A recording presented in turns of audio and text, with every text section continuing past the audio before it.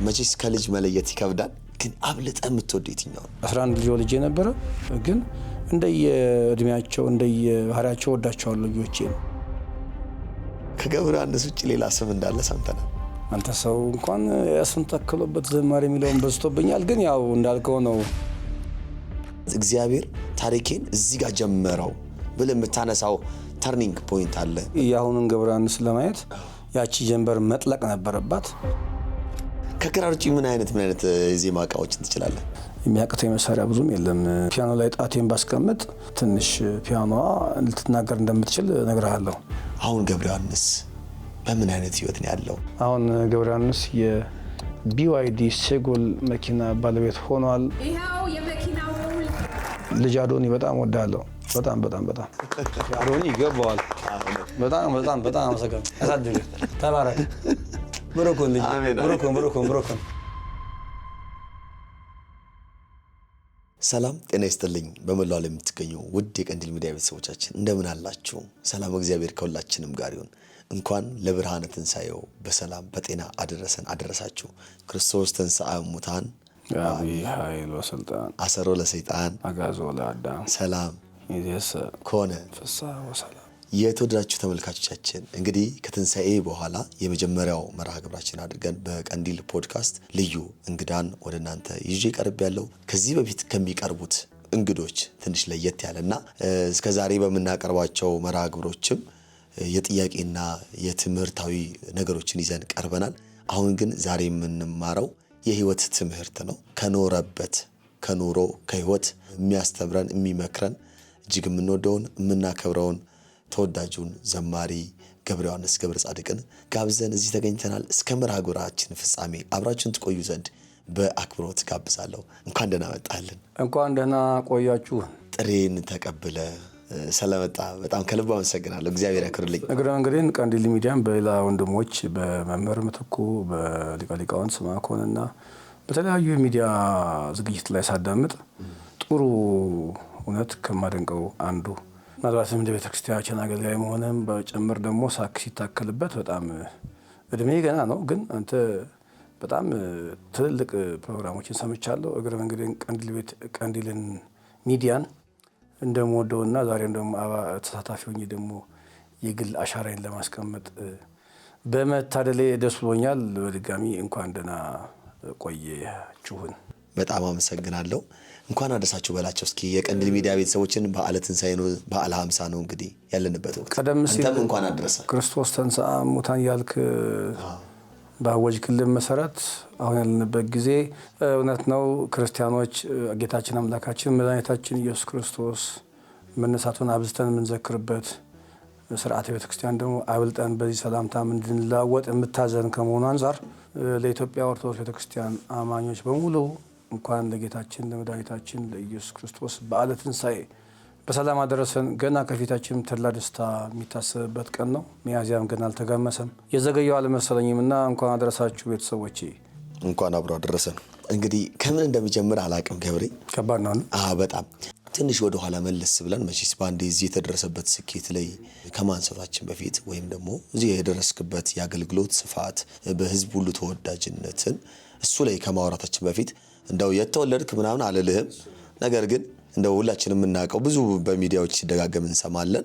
ግን እንደው ከመረውራን ሰበታ ከነበረው ከሱ በኋላ የነበረው ነገርን እንደው ጥቂት ብናነሳው፣ ትምህርትም ከ1 እስከ 12 ድረስ ተምረክ ከዛ በኋላ የነበሩ ነገሮች የገጠሙክ ፈተናዎች ምን ነበሩ? እነዚህ ነገሮች ብናነሳ እባክህ። ሁሌ እንዳወራሁት ነው። ከ12ኛ ክፍል መጨረስ በኋላ ያለው ትግል እንደኔ መረዳት ቤተክርስቲያን ጋር በቀላሉ ገብቼ እግዚአብሔርን አመስግኜ እኔ ደግሞ ሊመጣ ያለውን የኢኮኖሚም የሆነ ሌላም ችግሬን እቀርፋለሁ፣ እግዚአብሔር በነፍስም በስጋ የሚጠጉበት ጌታ ስለሆነ ብዬ ያመንኩበት የዛን ጊዜ ልጅነት አስተሳሰብ ነበረ። ያው የትኛውም ስኬት ትግል ስለሚጠይቅ ጥቂት ትግል አድርጌያለሁ። እንዳልከው ነው። ለምሳሌ እኔ ከሰበታ መርሐውራን ከወጣው በኋላ ትንሽ ወዳልኩ ስም መንገድ ለመግባት የገጠሙኝ ፈተናዎች የዛን ጊዜ እንደው በስም መጥቀስ ብዙ ባይሆንም አርአያ የሆኑትን ወንድሞቻችን ጋር ለማግኘት ያለን ምርጫ የዛን ጊዜ ቤተክርስቲያን ሄደን ማግኘት ነው እና እነሱን የማገኝበት መንገድ ምን ነበረ? ቤተክርስቲያን ላይ ሂዶ መዝሙርን በማሰማት ወይም ህብረተሰቡ ያገኘኝ ዘንድ የሚችለው አውደ ምሕረትን ባንዴ ስለማታገኝ ደጅ ሁኜ ካንተ በር ተስፋ አድርጌ ስዘምር የምትለዋን ስንኝ እዚህ ጋር ነው የምጠቀምባት። እኔ ይሄንን ሳስብ በእኔ እንደ ስጋም ካልኩሌት አድርጌያለሁ። ለምሳሌ እኔ ማደንቃቸው የዛን ጊዜ ማደንቃቸው ባይባልም አርአያ የሆኑ ወንድሞቻችን እነ ሊቀ መዘምራን ቴዎድሮስ እነ መሐዘ ስብሐት ዳግማዊ ሁለቱ በተለይ በጣም የዛን ጊዜ እኔ ሰበታ ሆኜ ገብርኤልም ስንማርም ስንዘምርም ሁለቱን ወንድሞቻችን መዝሙር እንሰማ ነበር። ያው የነ ቀሲስ ምንዳይም ጨምሮ እና እነሱን ሁለቱን እንኳ ማግኘት የምችለው በዚህ መንገድ ነው። ስለዚህ ከህብረተሰቡ ጋር የሚያቀላቅለኝ መንገድ ይሄ ነው ብዬ የገባበት እሳቤ ነበር። ነገር ግን ሁሉም አልጋ ባልጋ አይሆንም። እንኳን መንፈሳዊ ተቋማት ላይ በዚህ አጋጣሚ ፈተናም አለ። ምክንያቱም ወደ ቤተ እግዚአብሔር ለመቅረብ ስትፈልግ ሰው ሳይሆን ዲያብሎስ ራሱ ፈተና አንስቶ ጥቂት ሰዎችን አሁን ክርስቶስን ለመስቀል እንግዲህ እኔ ይቅርታ ቋንቋውን ስጠቀም እንግዲህ ሊቃውንትም ያግዙናል ተመርጧል ብዬ አላምንም። ይሁዳን ሰይጣን አደረበት ነው ብዬ የማምነው እና እሱን አይነት ሰዎች አያለው እኛ ቤት የዛን ጊዜ እኔ በየዋህነት ቤተክርስቲያን አውደ ምሕረት እንኳን ማግኘት ባይቻል እዚያው በገረገራው መዘመር ከህብረተሰቡ ጋር ያስተዋውቀኛል። እነዚያ የምፈልጋቸው ሰዎችም ያገኛል። ከዛ ደግሞ ገብረ ዮሐንስ አሁን ወደ ምፈልገው አይነት መንገድ የሚሄድበት መንገድ ነው ብዬ በዛ እድሜ በዛ በወጣትነት ጊዜ ያሰብኩት እንደ ስጋ ካልኩሌት አድርጌ ያሰብኩት ነው። እግዚአብሔር ግን በአንድም በሌላ መንገድ በጥቂት ጊዜ ትንሽ መፈተን አለብህ ስላለኝ ያችን ያልኩህን አይነት ተጋድሎ ፈጽም ያለው ያው ፖድካስት አይደለ ጤም አድርጎ ማራት ማለት የሚያስፈልገው እንግዲህ ብልህ ሰው ነው እዚህ የሚሰማውና ያን ያህል ጊዜ አንፈጅም። ብቻ በአንድም በሌላም እግዚአብሔር ጊዜ ወሰደና እኔም እንደ ሰው ትንሽ ተስፋ እንዳልቆርጥበት ሊሆን የሚችለውን አደረገ። ወንድሞቻችንም ቆየት ብሎ አገኙኝ። ጊዜ እንደነበረው ጊዜ የሚፈቅደውን በሞራልም በአንዳንድ ሁኔታዎች ወደፊት እንደሄድ አደረጉኝ። ከዛ እግዚአብሔር ደግሞ ረድቶን ወደ አሳታሚዎቹ የምንሄድበትን መንገድ ተፈጠረ። ከዚያ የትላንቱ ገብረ ዮሐንስ አሁን የምታየውን ገብረ ዮሐንስ ለማምጣት ያችን ጊዜ ዋጋ ከፈለ ልል እወዳለሁ። እንግዲህ ያን ነገር ትንሽ ስውር ከሆነ ደግሞ ታግዘኛለህ። አይ ነው ምናልባት የተገናኛችሁበትን ቅጽበት ማለት እግዚአብሔር ታሪኬን እዚህ ጋር ጀመረው ብለህ የምታነሳው ተርኒንግ ፖይንት አለ። በቃ የተጀመረበት ማለት ከወንድሞቻችን ጋር ነው። በቃ የዚህ መስመር ለምሳሌ የሆነን ሰው አግኝተክ ከዛ በኋላ ነው አንተን ተዋውቆ ከዛ ድምጽ ጥሩ ነው መዝሙር ለምን አሰራም ብሎ መስመሩ የተዘረጋበት ነገር እውነት ነው። ያው እዛ ሰበታ ከነበረው እንዴት ነው ማንም አልነገረኝም። እውነት ሳወራ በቃ ይሄ የእግዚአብሔር መንፈስ ምሪት ነው። በዛች እድሜ በነበረኝ መረዳት ያደረኳት መንገድ ነች። እግዚአብሔር ደግሞ ይሄ መንገድ አይደለም ብሎ ትንሽ እሱ በወደደው መንገድ ያንን ያለፍኳቸውን እንዳልፍ ሆኗል። በተረፈ ግን እነ ሊቀ መዘምራን ቴዎድሮስን አግኝቻቸዋል። ያገኘኋቸውም እዚያው በነበርኩት በመዘምርበት ሰዓት እንደ ማንኛውም ሰው ቤተክርስቲያን ለመሳለም ገረገራውን ሲመጡ አገኘኋቸው። እለቱን እና ጊዜው በሚፈቅደው ሁኔታ ሊባል የሚባለውን አሉኝ። ከዛ ወደ ህትመቱ ክፍልም ልገባ ወደ አሳታሚዎቹ በተለይ ወደ ቅዱስ ራጉኤል መንፈሳዊ መዝሙር ቤት አሳታሚዎች ጋር ለመገናኘት ያው የየሁሉ ድርሻ ይኖራል እንደየሰው መጠን እና ያው እንደዚህ አይነት ሀሳቦች አብራርቶ መናገር አንዳንዴ ይከብዳል። ያው ጊዜውም እያራቀ ስለመጣ በዛ መልኩ እንደምትረዳኝ ገምታለሁ። በልዩነት እንደው ወይ አገልግለው ሲጨርሱ ሲወጡ እንደዚህ ተገናኘን የሚል ነገር ካለ ከሚል ሀሳብ ነው እንጂ ያነሳሁት። ሲወጡ ሲገቡም ያው ድንገት አይተውክ በጣም በድምጽ ተማርከው መቼስ የሆነ ነገር እንኮ ስትሰማ የሆነ ቦታ ላይ ትቆማለህ ታደምጣለህ። ከዛ እንዲያውም ሊቀ መዘምራን ቴዎድሮስ ያገኘኝ ይመስለኛል ከባለቤቱ ጋር ነው። ከዛን ጊዜ ያው እንዳውም አብዝቼ የምዘምረውም የሱን ነው የዛን ጊዜ እና ያው ልጅነትም አለ ዊዛውት ስፒከር ከምንም አይነት ድምጽ መሳሪያ ውጭ ነው። ግን ገብረ ዮሐንስ ዛን ጊዜ የነበረው የድምጽ ጉልበት ከባድ ነው እና እንዴት ብሎ በእውነት በመገረም በመደሰት በመደነቅ ነው እና እንዳልከው ሊል የሚችለውን ሁሉ እስኪያጣ ቃላት ተጠቅሞ ደስታውን እንደገለጠ አስታውሳለሁ። አይዞህም ብቻ አይደለም ሁኔታዎችም ቅድም እንዳልኩ ጊዜው በሚፈቅደው መሰረት ሊባል የሚችለውን ሁሉ ብሎኝ ነበር እና እኔም እሱም ጭምር ነው እንዲያውም ትዕግስት የሆነኝ ቻሌንጁን በሞር እንድችል እግዚአብሔር ጊዜ ያለው ብዬ እንድጠብቅ ያደረገኝ እንጂ አልዋሽም። የነዛን ነገሮች ባይኖር ኖሮ ረጅም ጊዜም መጠበቅ የምችልበት አይነት ትዕግስት አልነበረኝም። ቀጣይ ወደ ሙዚቃው ሊኬድ ይቻል ነበር። እሱ ከነካካው አይቀር ሰበታ መርሃ ግብራን እንደምታውቀው የብዙ ወንድሞቻችን መውጫ ነው። የሚገርምህ ደግሞ መንፈሳዊ ተቋም ከመሆኑ አንጻር ቀንዲልም መምህራችን መምህር ዘላለም ወይም ወልደ ሰማዕት እና እሳቸው የበቀሉበት ሰበታ ነው። መጀመሪያ ለምን ከመንፈሳዊ አንጀምርም አይደል? እና ደስ የሚለው ያገለገሉት አምላክ ቦታ የሚሰጣቸው በመንግስት ስለሆነ እኔ ነፍሴ ማር ያልኩም አልደክምም። ያ ሁሉ ዘመን ሲያገለግል ስለኖረ ስፍራው እዛ ነው። እንደኔ መረዳት ደግሞ እንደ ትምህርታችንም እንደሱ ነው አይደል? ያገለገሉትን ይረሳ ዘንድ አመፀኛ አምላክ አይደለም ይላል መጽሐፉ። ስለዚህ እንኳን እርሱ እኛም ነገ እዚያ እንደምንገባ ተስፋ እናደርጋለን፣ እናምናለን። ምናልባት ከበረታንና ከተጋን እሱ ደግሞ ጥቂቷን አበርክቶ እንደሚያስገባን ስለምናምን ነውና ሚስጥር ከተፋለሰ ያው ሊቃውንት ያርሙናል። አንተም በጥቂቱ እየተማርክም በዚህ አጋጣሚ ማስተርስ ላይ ነው ያለህ አይደል? እግረ መንገዴን በጣም እውነት አድንቆቴን እገልጣለሁ። ለምን ቤተክርስቲያናችንን በእድሜ ትንሽ ሆነው ግን እጅግ ያገለግሉ ካሉ ሰዎች አንዱ አንተ እንደሆንክ ስናገር በኩራት ነውና ይሄ በይፋ ሰው እንዲያውቀው እፈልጋለሁ። እና እሳቸው የወጡበት ወንድማቸው ምራድ ነውም ያው እሳቸውን ጠቅሰን አብሮ ስለሚሆን ነው። ከዛ በተረፈ ግን ወደ ሰበታ መርሃ ግብራን ስንገባ ሰበታን እንዳጠቃላይ ያነሳውልህ ነው። መርሃ ግብራን ሰበታ ውስጥ ግን የሚገራርሙ የጥበብ ሰዎች የፈለቁበት ነው። ከትልቁ ማንም ከሚያውቀው ከተሾመ አሰግድ ጀምረህ እሱ ኃይለማርያም ማሞ ደግሞ የተባለ የሚገርም ኪቦርዲስትም የወጣበት እነ ፕሮፌሰር በቀለ ስላሴ አሁን እሱ በህይወት የለም።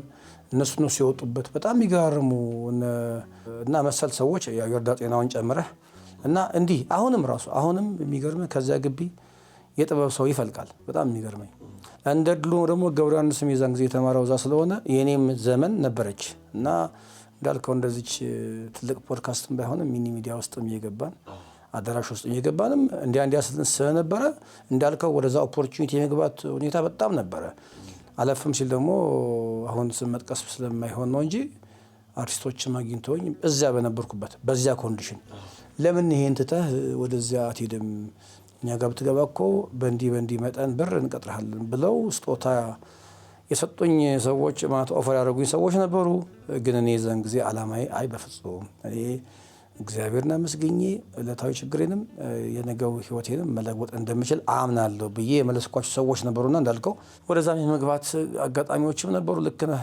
ግን ያው የሚበልጠውን ለመያዝ እግዚአብሔርም ባወቀ ልባችን ላይ ያን ጥንካሬ ስላስቀምጠ ነው አሁን ይህንን ገብረን ስልናየው ቻልነው።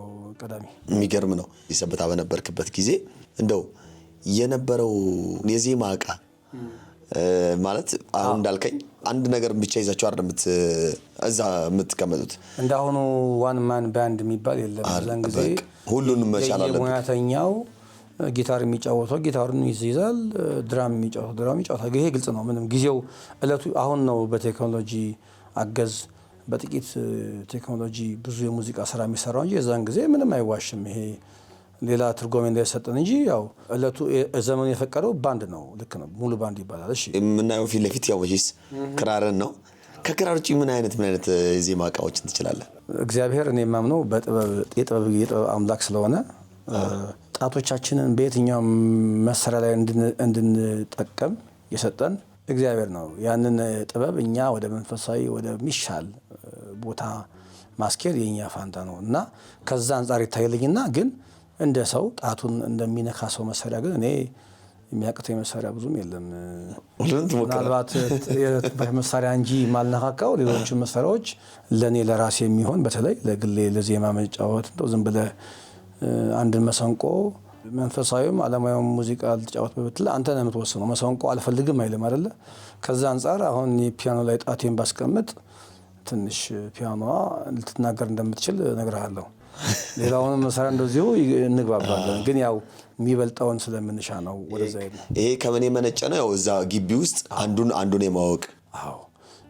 ጋሽ አበራ ጉላት የተባለ መምህር ነበረን በዛን ጊዜ ብዙዎቹን ያስተማረ። እኔ እንኳን እንደድል ሆኖ ብዙም አልገጠመኝም። እኔ ከአስመራም እንደመጣው በሌላ ሚዲያዎች ስገልጽ ስለነበረ እሱን ታሪክ ከስር ያዝና የዛን ጊዜ ጆይን ያደረኩት ሰበታ መርሐ ግብራን ትንሽ ከፍ ብዬ ነው ወደ 4ኛ ክፍል ምናምን ነው የመጣሁት እና በዛ እድሜ ደግሞ ብዙዎቹ በግል ሙዚቃ ነክታው ስለሚገቡ እኔም ያ እድሜን ተጠቅሜ በሚገኘው አጋጣሚ ያረኩት ሙከራም ጨምር ነው። ግን የእሱም ትምህርት አለ እዚያ ግቢ። በዚህ አጋጣሚ አይነ ስውራን ለጥበብ የተሰጠነን ይሄ ምንም አይዋሽ ነው።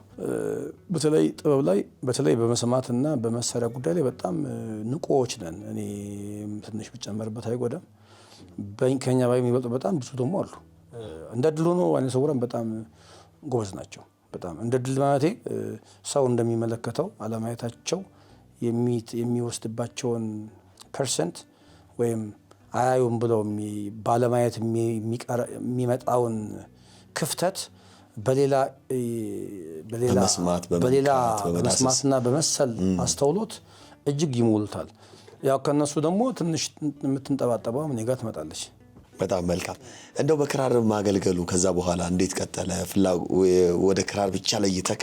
እንደ ኢትዮጵያ ኦርቶዶክስ ቤተክርስቲያን ስርዓት ያው እኔ ከሰበታ ከገባሁበት ዘመን ጀምሮ እነ ቸሮ ሆይ ናና ከሚል ዘመን ጀምሮ ከሰማሁበት ዘመን ጀምሮ መዝሙር እኔ የእህታችን የፋንቱ ወልዴ መዝሙር ድሮ ልጁ ያኔ እኔ ገና ከወደ ሰበታ መምጣቴ ነው ይታወሰኛል። ትችላል ሎንቺን የሚባል መኪና ጉዞ ሲደረግ ከአንዱ ገዳም ሲመጡ ልክ ከተማ ሲመጡ ሆርን ከላይ የሚሰቀል ነበር። እሱ ልክ ሲመጣ የፋንቱ መዝሙር እሰይ ስለቴ ሰመረ የሚል መዝሙር ነበር እና እነሱን ውስጥ መሪ ስንሰማቸው ያኔ ሎንቺኑ ላይ ሲመጣ የዛን ጊዜ የምንሰማቸው መሰንቆ ክራርና ዋሽንት ነው አይደል የምንሰማው። እሱ እንግዲህ የኢትዮጵያ ኦርቶዶክስ ስርዓት ቤተክርስቲያን የሚቀበላቸው የኢትዮጵያ መሳሪያዎች እንደሆነ ነው የምንረዳውና ያ ልምድ ገብረያንስም ክራርን እንደ እግዚአብሔር ፈቃድ በደንብ ስለሚወዳት ስለሚቀርባት ስለሚጫወትባትም ለምን ታዲያ ስርዓቱም ይፈቅድልኝ ከሆነ ቤተክርስቲያን የምትቀበለው በዚህ መንገድ ከሆነ ብዬ ወደዛ መግባት ቻልኩ እና ደግሞ ያው እንደምታየውም ጡም መሳሪያ ነው ክራር። እንደው በመጀመሪያ ጊዜ አውደ ምሕረት ቆመ የዘመርከውን መዝሙር ታስታውሰዋለህ? እኔ መላሽህ በጣም እርግጠኛ ሆኜ የምናገረውን አስታውሳለሁ። ማለትም ከዛ በፊት ብዬ ከሆነ እግረ መንገዴን ላስታውስ። ሊቀ ጉባኤ ታረቀኝ የሚባል ሰው አለ። በጣም ካገኘሁት ቆይቻለሁ። ምስጋናዬን ተቀበል በምትሰማበት አጋጣሚ ወዳጄ። የዛን ጊዜ እንግዲህ ልደታ ቤተክርስቲያን በነበረ ጊዜ የግልጋሎት እንትኑን ለማስታወስ እቸገራለሁ። ግን የሰባኪ ወንጌል ሆኖ ይሁን ብቻ ሊቀ ጉባኤ ታረቀኝ አስታውሳለሁ። ስሙን ታግዘኛለህ እና እሱ በነበረ ጊዜ አንድ አውደ ምሕረት አግኝቻለሁ። እንደገና ደግሞ አሁን ቀሲስ ሆኗል መምህር ኃይሉ ጉተታና ቀሲስ ሰሎሞን ቶልቻ በሚገኙበትም በቅድስተ ማርያም እንደዚሁ በተመሳሳይ ሰዓት ያን ጊዜ እነዚህ ማነሳቸው ምንድነው በስላንተ ማንነትህ ሰዎች ማስታወስ አለብኝ። ይሄ በጣም የቆየ እምነቴ ነውና ዝም ብዬ አውደ ምሕረት አገኘው ብዬም ዘልዬ የዘመርኩትን መዝሙር ከመጥቀሴ ይልቅ እነሱም ማስታወስ አለብኝ። ቀሲስ ሰሎሞን ቶልቻም መምህር ኃይሉ ጉተታም አሉ። አሁንም ከሊቀ ጉባኤ ታረቀኝ ጋር ልንገናኝ አልቻልንም እንጂ አይ ቲንክ እንደሚኖር አምናለሁ። እና አምላክ አስብኝ በሰርክ የሚል የሊቀ መዘምራን አንጋፋው አባታችን የኪነ ጥበብ መዝሙር አስታውሳለሁ። አንድም ቤተክርስቲያኑ የእናታችን የድንግል ማርያም ስለሆነ ልደታ ማርያምም ሆነ ቅድስተ ማርያም ከዛ አንጻርም ነው። ለምን ያው እሱ መዝሙር በጣም አስታውሳለሁ። በጣም ደስ የሚል ስሜት ነበረኝ። ሰውም ተቀብሎት ያኔ ደግሞ ልጅነትም ስላለ የእግዚአብሔር መንፈስ ደግሞ በዛን ጊዜ በእንደኛ አይነት ሰዎች ያድራል። ያኔ አሁን ካለ ነው። አሁን እኮ እየተደረገልን ያለው ይገርምሃል። አሁን ገብረያንስ እንዲህ ለብሶ ስታየው እኮ የሚገባውን ሰው አልነበረም። ያኔ ምናልባት ግን የዋህነቱም አይጠፋም። ግን እዛን ጊዜም ቢሆን ቸርነቱ ነው የምታቆመን። ያኔ አውደ ምሕረት ጋር ደግሞ ስትቆም ከአሁኑ ይልቅ ትንሽ ሞገስ ይኖር ይችላል። በእኔ መረዳት ነው የምነግርህ። አሁን ግን ካደግን በኋላ ያው እየከደንልን መቆም ሳይገባን እያቆመን ነው እስካሁን በሰው ጆሮ ላይ እንድንሰማ የሚያደርገን እንጂ የረባ እንትን ኑሮን አይደለም። ግን ያኔ ግን ከአስራዎቹ በ15 18 ዓመት በፊት ግን አሁን የምናየውን አይነት ድካም ብዙ ላይ ኖርብን ስለሚችል ያኔ በሰው ጆሮ ላይ አንቆርቁረን እንድንሰማ ኃይል ሆነንና ያቺ መዝሙር ትዝ ትለኛለች። እሷ መዝሙር ዘምረናት ነበር እና ሌሎችም ከዛ በኋላ ተከታትለ ይሆናል ግን እሷ ግን አትረሳኝም። በሁለቱ የቅድስት ማርያም ቤተክርስቲያኖች በልደታና በቅድስት ማርያም ቤተክርስቲያን የሚገርም ነው። አስታውሳለሁ። ምናልባት እንደው እናስታውሳት እስቲ። ግን የዛን ጊዜ የነበረው ገብረ ዮሐንስ ኮበሌውና ያሁኑ ሽማግሌው አንድ አይደለም። እስቲ ትንሽ ለመታዘዝ ያህል ግን እናደርጋለን። እንደው ተመልካቾችም ገብረ ዮሐንስን አስቀምጠን እንደው እስካሁን ሰዓት እንደው ሳታዘምር ብለው እንዳይወቅስኝም ብዬ ነው። እንዘምራለን። ሰማዩን ያው ጆሮን የታገሰ እንዲሰማ በማሰብ ማለት ነው።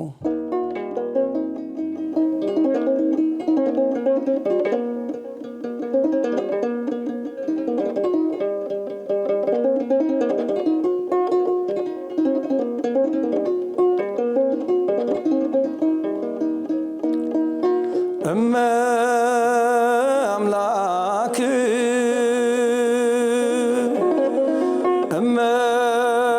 አምላክ አስቢ በሰርክ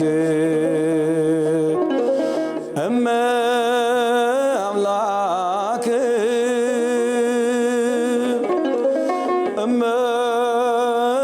አምላክ አስቢ በሰርክ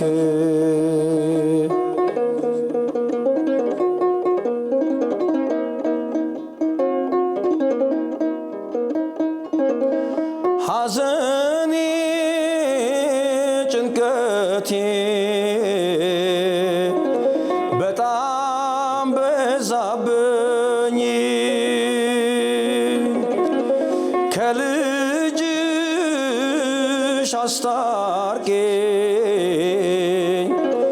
አንቺው አማልጅኝ ከመንበሩ ቆመሽ ንገሪው ለልጅሽ እናቱ ነሽና ከቶ ያሳፍርሽ አምላክ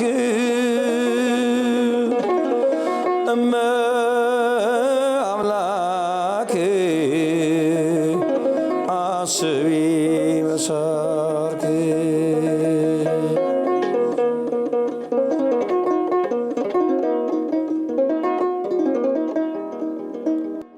እንግዲህ ቀጣዩን ደግሞ ወጣቱ ገብረ ዮሐንስን የምናገኝበት ድምጽ ቀረጻ ካለ እንሰማለን። በአሁኑ ግን ለጊዜው ለመታዘዝ ያህል ይሄን ነው። ከዚያ በኋላ ግን የሚገርምህ እንዲያው ማስታወስኩኝ። በነገራችን ላይ በጣም እኔ ከልቤ ነው ሊቀ መዘምራን ኪነ ጥበብን አንጋፋ ብለህ ስጠራን የቋንቋው ለኛ ባይመጥንም ግን አባታችን ነውና እኔ እሱም መዝሙርን በመዘመሬ አሁን ወደዚህ ስመጣም ደስታ ይሰማኛል። እግረ መንገድ ደግሞ በካህሊነቱ በአምላክነቱ ይቅር ይለናል ይታደገናል በቸርነቱ የሚል መዝሙርም እዚያው ነበርና እሱንም የሚገርምህ ትዝ አለኝና የዛን ጊዜ ግን እችን መዝሙር እንደዘመርኳት ሳስብ በጣም ወደ ኋላም ደስም አለኝ። በትዝታ መለስከኝ ቀዳሚ ጸጋ።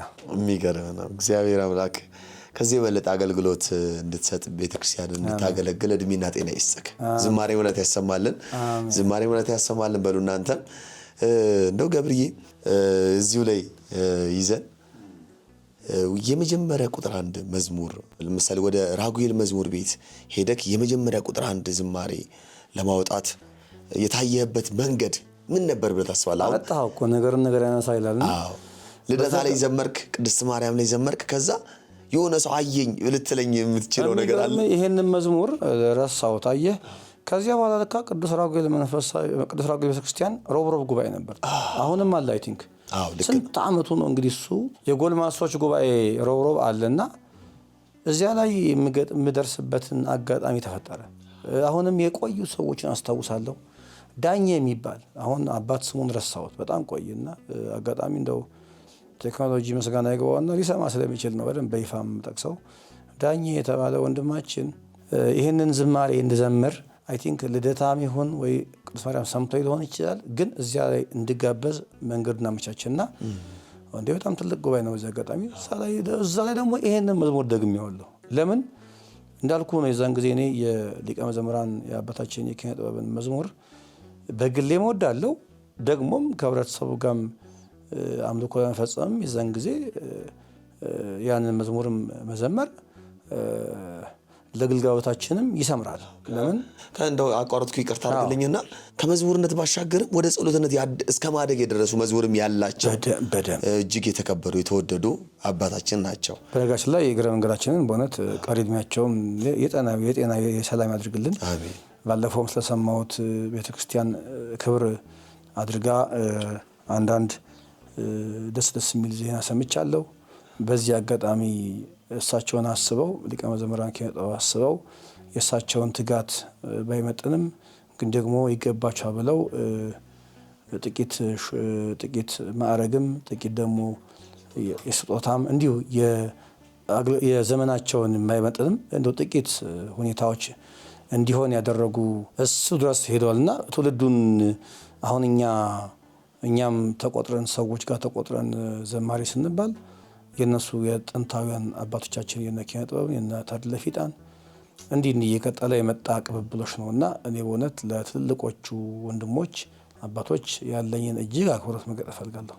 ዛሬ ገብረ ዮሐንስ በአንድም በሌላም ይነስ የሚብዛም አሁን ያለበት ለመድረስ የነሱ ያውን ባልተመቻቸው ሁኔታ የተከፈለ ዋጋ አለ። አሁን ሊቀ መዘምራን ኪነ ጥበብ የዛን ጊዜ በነበረበት ግልጋሎት እንዳሁን እንደኛ ነጭ ለብሶ የላሜ ጣመ ሊበላ እንደማይችል እረዳለሁ እና ብዙ ዋጋ ከፍለዋል። እነሱም ጨምሮ ሌሎቹም እንኳን እነሱ እኛም ከዛሬ 10 ዓመት በፊት የነበረውና አሁን ያለው ግልጋሎት እኩል አይደለም እና እጅግ ክብር አለኝ። እነዚህ ቀደምት አገልጋዮቻችን በጣም ማክበር አለብን። እነሱ ባይኖር ኖሮ እነሱን ባናይ ኖሮ እኛም እዚህ አንደርስም ልልህ ፈልጌ ነው አበዛሁትና። ስለዚህ ወደዛ ስንመለስ የዛን ጊዜ ዳኝ የተባለ ወንድማችን ቅዱስ ራጉኤል ወደ ምሕረቱ እንዲሄድ ያው የሚችለውን አደረገ። ተቀባይነቱም በእግዚአብሔርም ተቀበለ። ገባው እዚያ ያቺ መዝሙር ዘመር ያስታውሳለሁ። ጅግሳ በቀለ ጨመዳ የሚባል ወንድማችን አለ። የቅዱስ ራጉኤል መንፈሳዊ መዝሙር ቤት ባለቤት ነው። ከዛ በፊት ጅግሳና እኔ ልንገናኝ የምንችልበት ነገር ብዙ አልነበረም እና እግዚአብሔር ያችን አጋጣሚ ወደ ቁም ነገር ቀየራትና እሱንም ልቡን አነቃ፣ እኔንም እድል እንዳገኝ ወደደ። ስለዚህ የጅግሳን ልብ በሙላትና በውዴታ ወደዚያ እንዲሄድ አደረገ። ገብረ ዮሐንስን ደግሞ ከዛች ሰዓት ጀምሮ ወደ ቁጥር 1 አልበም ለመሻገር የመጀመሪያዋ ምሽት ሆነች። የሚገርም ሰርኩ ጉባኤ ነው እንግዲህ ያን እየመሸም ስለነበር ጀንበሯ የዛን ጊዜ የመጨረሻ ያቺ ጀንበር ያ የካሴት አልባ የነበረው ወይም ከቁጥር 1 በፊት የነበረው ገብረ ዮሐንስን ያቺ ጀንበር ይዛ ሄደች። የአሁኑን ገብረ ዮሐንስን ለማየት ያቺ ጀንበር መጥለቅ ነበረባት። የነጋቺ ደግሞ ከዚያ ጊዜውን ባስታውስ ደስ ባለኝ 2002 አካባቢ ቢሆን ነው ይመስለኝ 2001 ቢሆን ነው። ስለዚህ ያቺ የሆነች ሮብ እንግዲህ ያቺ ሮብ ለማስታወስ ከበደ የመጨረሻው ሮብ ያቺ ሮብ መጨረሻው ነች። ድሮም ሮብ ያው ሮብ መቼም በክርስቶስም በኩል ያው ታውቅ የለ እና ሮብ ከባድ ቀን ነው፣ ግን በቃ ለሐሙስ አሻገረች። በጣም መልካም። እንደው መዝሙሮች በጣም ሲወጡ እንደው ማለት እኛ እናስታውሳለን። ያው የካህን ልጅ እንደመሆን መጠን ከልጅነት ነው አገልግሎት የጀመርኩት እና ብዙ እንዘምራለን ያንተ መዝሙሮች። ግን መዝሙርን ስንሰማውን ለመናገር ማንም ሰው ሊናገረው ይችላል። እርግጠኛ ነኝ የሚሰማኝ ሰው መቼስ የብዙ ሰዎች በጀማሪነት የነበራቸውን ድምጽ ሰምተናል። ሲያወጡ የነበረችውን የልምድ የምንም እንሰጥ ከራሴ ጀምሮ በጣም አሁን የመጀመሪያ ቁጥር 1 መዝሙር ሰማ በጣም እገረማለሁ። በጣም ቀጭንስ ቴክኒካሊ ብዙ ነገሮችም ያው ይታወቃል እና ሁላችንም አይደለም። ያንተ ግን ይኸው እስከ ዛሬ ድረስ ቁጥር 1 መዝሙር ሁላችንም እናውቃለን። ምናልባት የስቱዲዮ ጥራት እየጨመረ ካልመጣ በስተቀር የተሻለ ስቱዲዮ ከዘመን ያፈራው ቴክኖሎጂ ካልተጠቀመ በስተቀር የድምጽና ቴክኒካሊ የሆኑ ነገሮችን ቅላጼ፣ ወዞች እነዚህን የምትጠቀማቸው ነገሮች በጣም የተለየ ነበርና ከመዝሙር ምርጫው ጀምሮ የተጨነቃችሁበት የመጣችሁበት መንገድ ነበር። ምንድነው እንደዛ በጣም የተፈተነና ተፈትጎ ምንድነው ምርጥ ቆሎ እንደሚባለው ሰነፍ ቆሎ እንደዛ የሆነበት ሊሆን የቻለበት ምክንያት ምን ነበር? አንተ ወዳጄ በመጀመሪያ እኔን ያልከኝ እነዚህ አድንቆቶች በእውነት በዝተዋል። ከሆነም ያው ሁሌ እንደምናገረው ክብር እግዚአብሔር ነው። ገብረ ዮሐንስን በዚያ መንገድ ቀባቀባ አድርጎት ከነበረ ተመስገን ነው። ወደ መዝሙር ምርጫዎቹ ኬክ ግን ወንድማችን ሲሳይ ወልደ አረጋይ የሊቀ ጠበብት ወልደ አረጋይ ልጃችን ወንድማችን ዳዊት ካሳሁን ዲያቆን ካሳሁን የባሌ ጎባው ልጅ በጣም የሚገርሙ ወንድሞች ነበሩ አሉ። ዳዊት ካሳሁን በሀገር አሜሪካ ይኖራል እንጂ አሁንም አለ ይጽፋል። ወንድማችን ሲሳይ እንኳን በአዲስ አበባ አብረዋለን። እነሱ ነበሩ የሚገርምህ በእውነት በዚያን ጊዜ በተለምዶ ይጽፋሉ። መዝሙርም እግዚአብሔር አምላክ ያቀብላቸዋል። ግን እንደ አጋጣሚ ሆኖ ያው ጊዜው አለ አይደል የሰው ልጅ ያው ስራው የሚወጣበት ጊዜ ይኖራል። የዛን ጊዜ ከዛ በፊት የሚሰሯቸው ስራዎች እንዳሉ አምናለሁ አውቃለሁ። እንደ ድል ሆኖ የእግዚአብሔርን ቸርነት ታክሎበት ገብረ ዮሐንስ ሲሰራ በነበረ ጊዜ የእነሱ ስራ ነው እኔ ጋር እንዳለ የመጣው። ቁጥር አንዱንም ሁለቱን ብትመለከት እስካሁን ድረስም ከሲሳይ ወልደ አረጋይ ጋር ከዳዊትም ጋር የእግዚአብሔር ያቀበላቸውን መንፈሳዊ ስራዎችን እንለዋወጣለን እና የዛን ጊዜ ነው በጣም በጥንካሬ በጉልበት በወጣትነትም በመንፈሳዊ ቅናትም የታከለበት ደስ የሚል ፉክክር ዘመን ነበር። ሁለቱም ከልባቸው ይሰሩ ነበርና እንዳልከው የኔ አድንቆቷን ወደ ጎን አርጋትና የጅቅሳ በቀለም እንዲሰራ ሞር ተግቶ የመጠበቅ ዳዊትና ሲሳይም ደግሞ ስራቸውም ደግሞ ለገብረ ዮሐንስ ያላቸው አክብሮትም ከማየትም አንጻር ደግሞ ጀማሪም ሰው አግዞም የሆነ ደስ የሚል ስሜትም ከማግኘትም አንጻር ብቻ በብዙ ትግል ያ መዝሙር ስራ እጅግ የተሳካ ነበር። እንዳልከው ነው እንግዲህ ስኬት ላይ የእግዚአብሔር ቸርነት ነው የእግዚአብሔር እጅ ነው። ገብረ ዮሐንስ ምንም ከሱ የሆነ ነገር የለም። እንኳን ያኔ አሁንም 10 እና 15 ዓመት አገለገልኩ ብዬ እንኳን ከኔ ጉሮሮ ከኔ ልብ ከኔ አይምሮ የሚፈጥ ነገር የለም የሱ ነው። በጣም መልካም። እንደው ከቁጥር 1 መቼስ ከልጅ መለየት ይከብዳል። ከቁጥር 1 መዝሙሮችህ ግን አብልጠ የምትወደው የትኛው ነው? ሁለት ነገር አለ። እውነት ነው ልጆቻችን የባህር ልጅና ከዛ ደግሞ መካከለኛ 3 4 ቢኖርህ አጋጣሚ 11 ልጅ ነው ያለኝ። እዛ እንግዲህ 11 ልጅ ልጅ ነበረ። ግን እንደየእድሜያቸው እንደየባህሪያቸው ወዳቸዋለሁ ልጆቼን ስራዎቼን ልጆቼ። ለምሳሌ ድላለበስ የሚለው መዝሙር እውነት ነው አካል ማህበረሰቡ ጋር ሰርጾ ብዙ ሰዎች አነሰን በዛም እስካሁን ድረስም መከበሪያችን የሆነ መዝሙር ነው። እረዳለሁ እሱ መዝሙር አልተውም የባህር ልጅ ነው እሱ። ግን ደግሞ አምላኬ መቅደስን ወደዋለሁ ምትላ መዝሙር በቃ ለኔ የምትመክረኝ ነች። ሌሎቹም እንዳሉ ሆኖ ማለት ነው። ግን አምላኬ መቅደስን ወደዋለሁ ሰው ቁጭ ብሎ በተረጋጋ መንገድ ቢሰማው እመክራለሁ። በቃ ይሄ ነው የሚሻለው። ደግሞ ሌሎቹ አያስፈልጉም ያልኩ ሳይሆን ያቺ ልጄ ግን በጣም ነው የምወዳትና በሴት አንቀጽ ነው ጠራት እሷ ሴቶች ያዕቆብም ከልጆቹ አብልጦ ዮሴፍን ይወደው ነበር ከዚህ አንጻር ነው እንጂ ይጠላቸዋል ሳይሆን እንደዛ ነው። እስቲ እንስማት። እንዴ እሷማ በጣም በደስታ ነው ለእሷ እንኳን ደስታ ይሰማኛል። ምክንያቱም ልጄ ነቻ። ከዚያ አድጋ እኮ እነ ይቅር በል አትፍረድ ብላ ወለደች እኮ። እነ ይቅር በል እንጂ አትፍረድ የእሷ ልጆች ናቸው።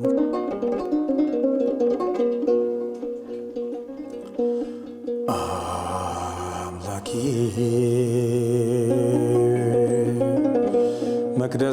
መቅደስህን እወደዋለሁ በውስጡ ለመኖር እናፍቃለሁ ሰላም እንድሆን በቤት በደጄ ወደ ማደሪያ ልምጣ ማልጄ ወደ ማደሪያ ልምጣ ማልጄ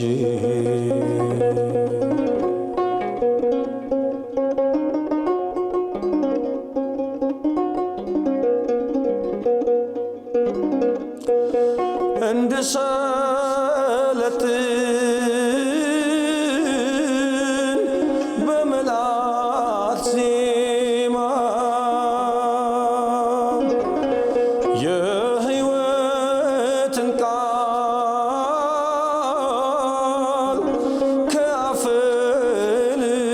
ልስማ እንዲቀል ሸክሜ ከትከሻዬ ወደ ዙፋን ልቅረብ ጌታዬ መልካም በሚሏት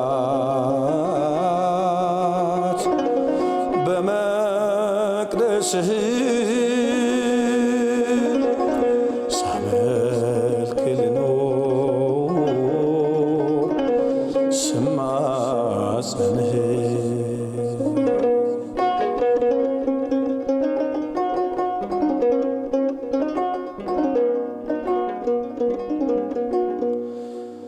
ዝማሬ ሙላት ያሰማልን። አሜን። አውሪ ያሰማል።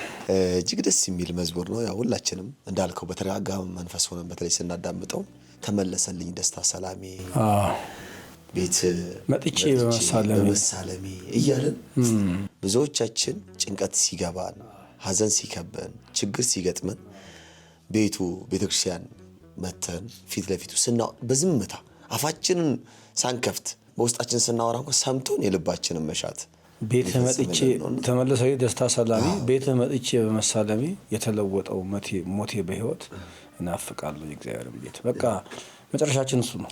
እና በጣም እግዚአብሔር ነው ቃለ ሕይወት ያሰማልን። ይሄ ስብከትም ነው ቃለ ሕይወት ያሰማልን ነው የሚባለው። ዝማሬ ማለት ያሰማልን።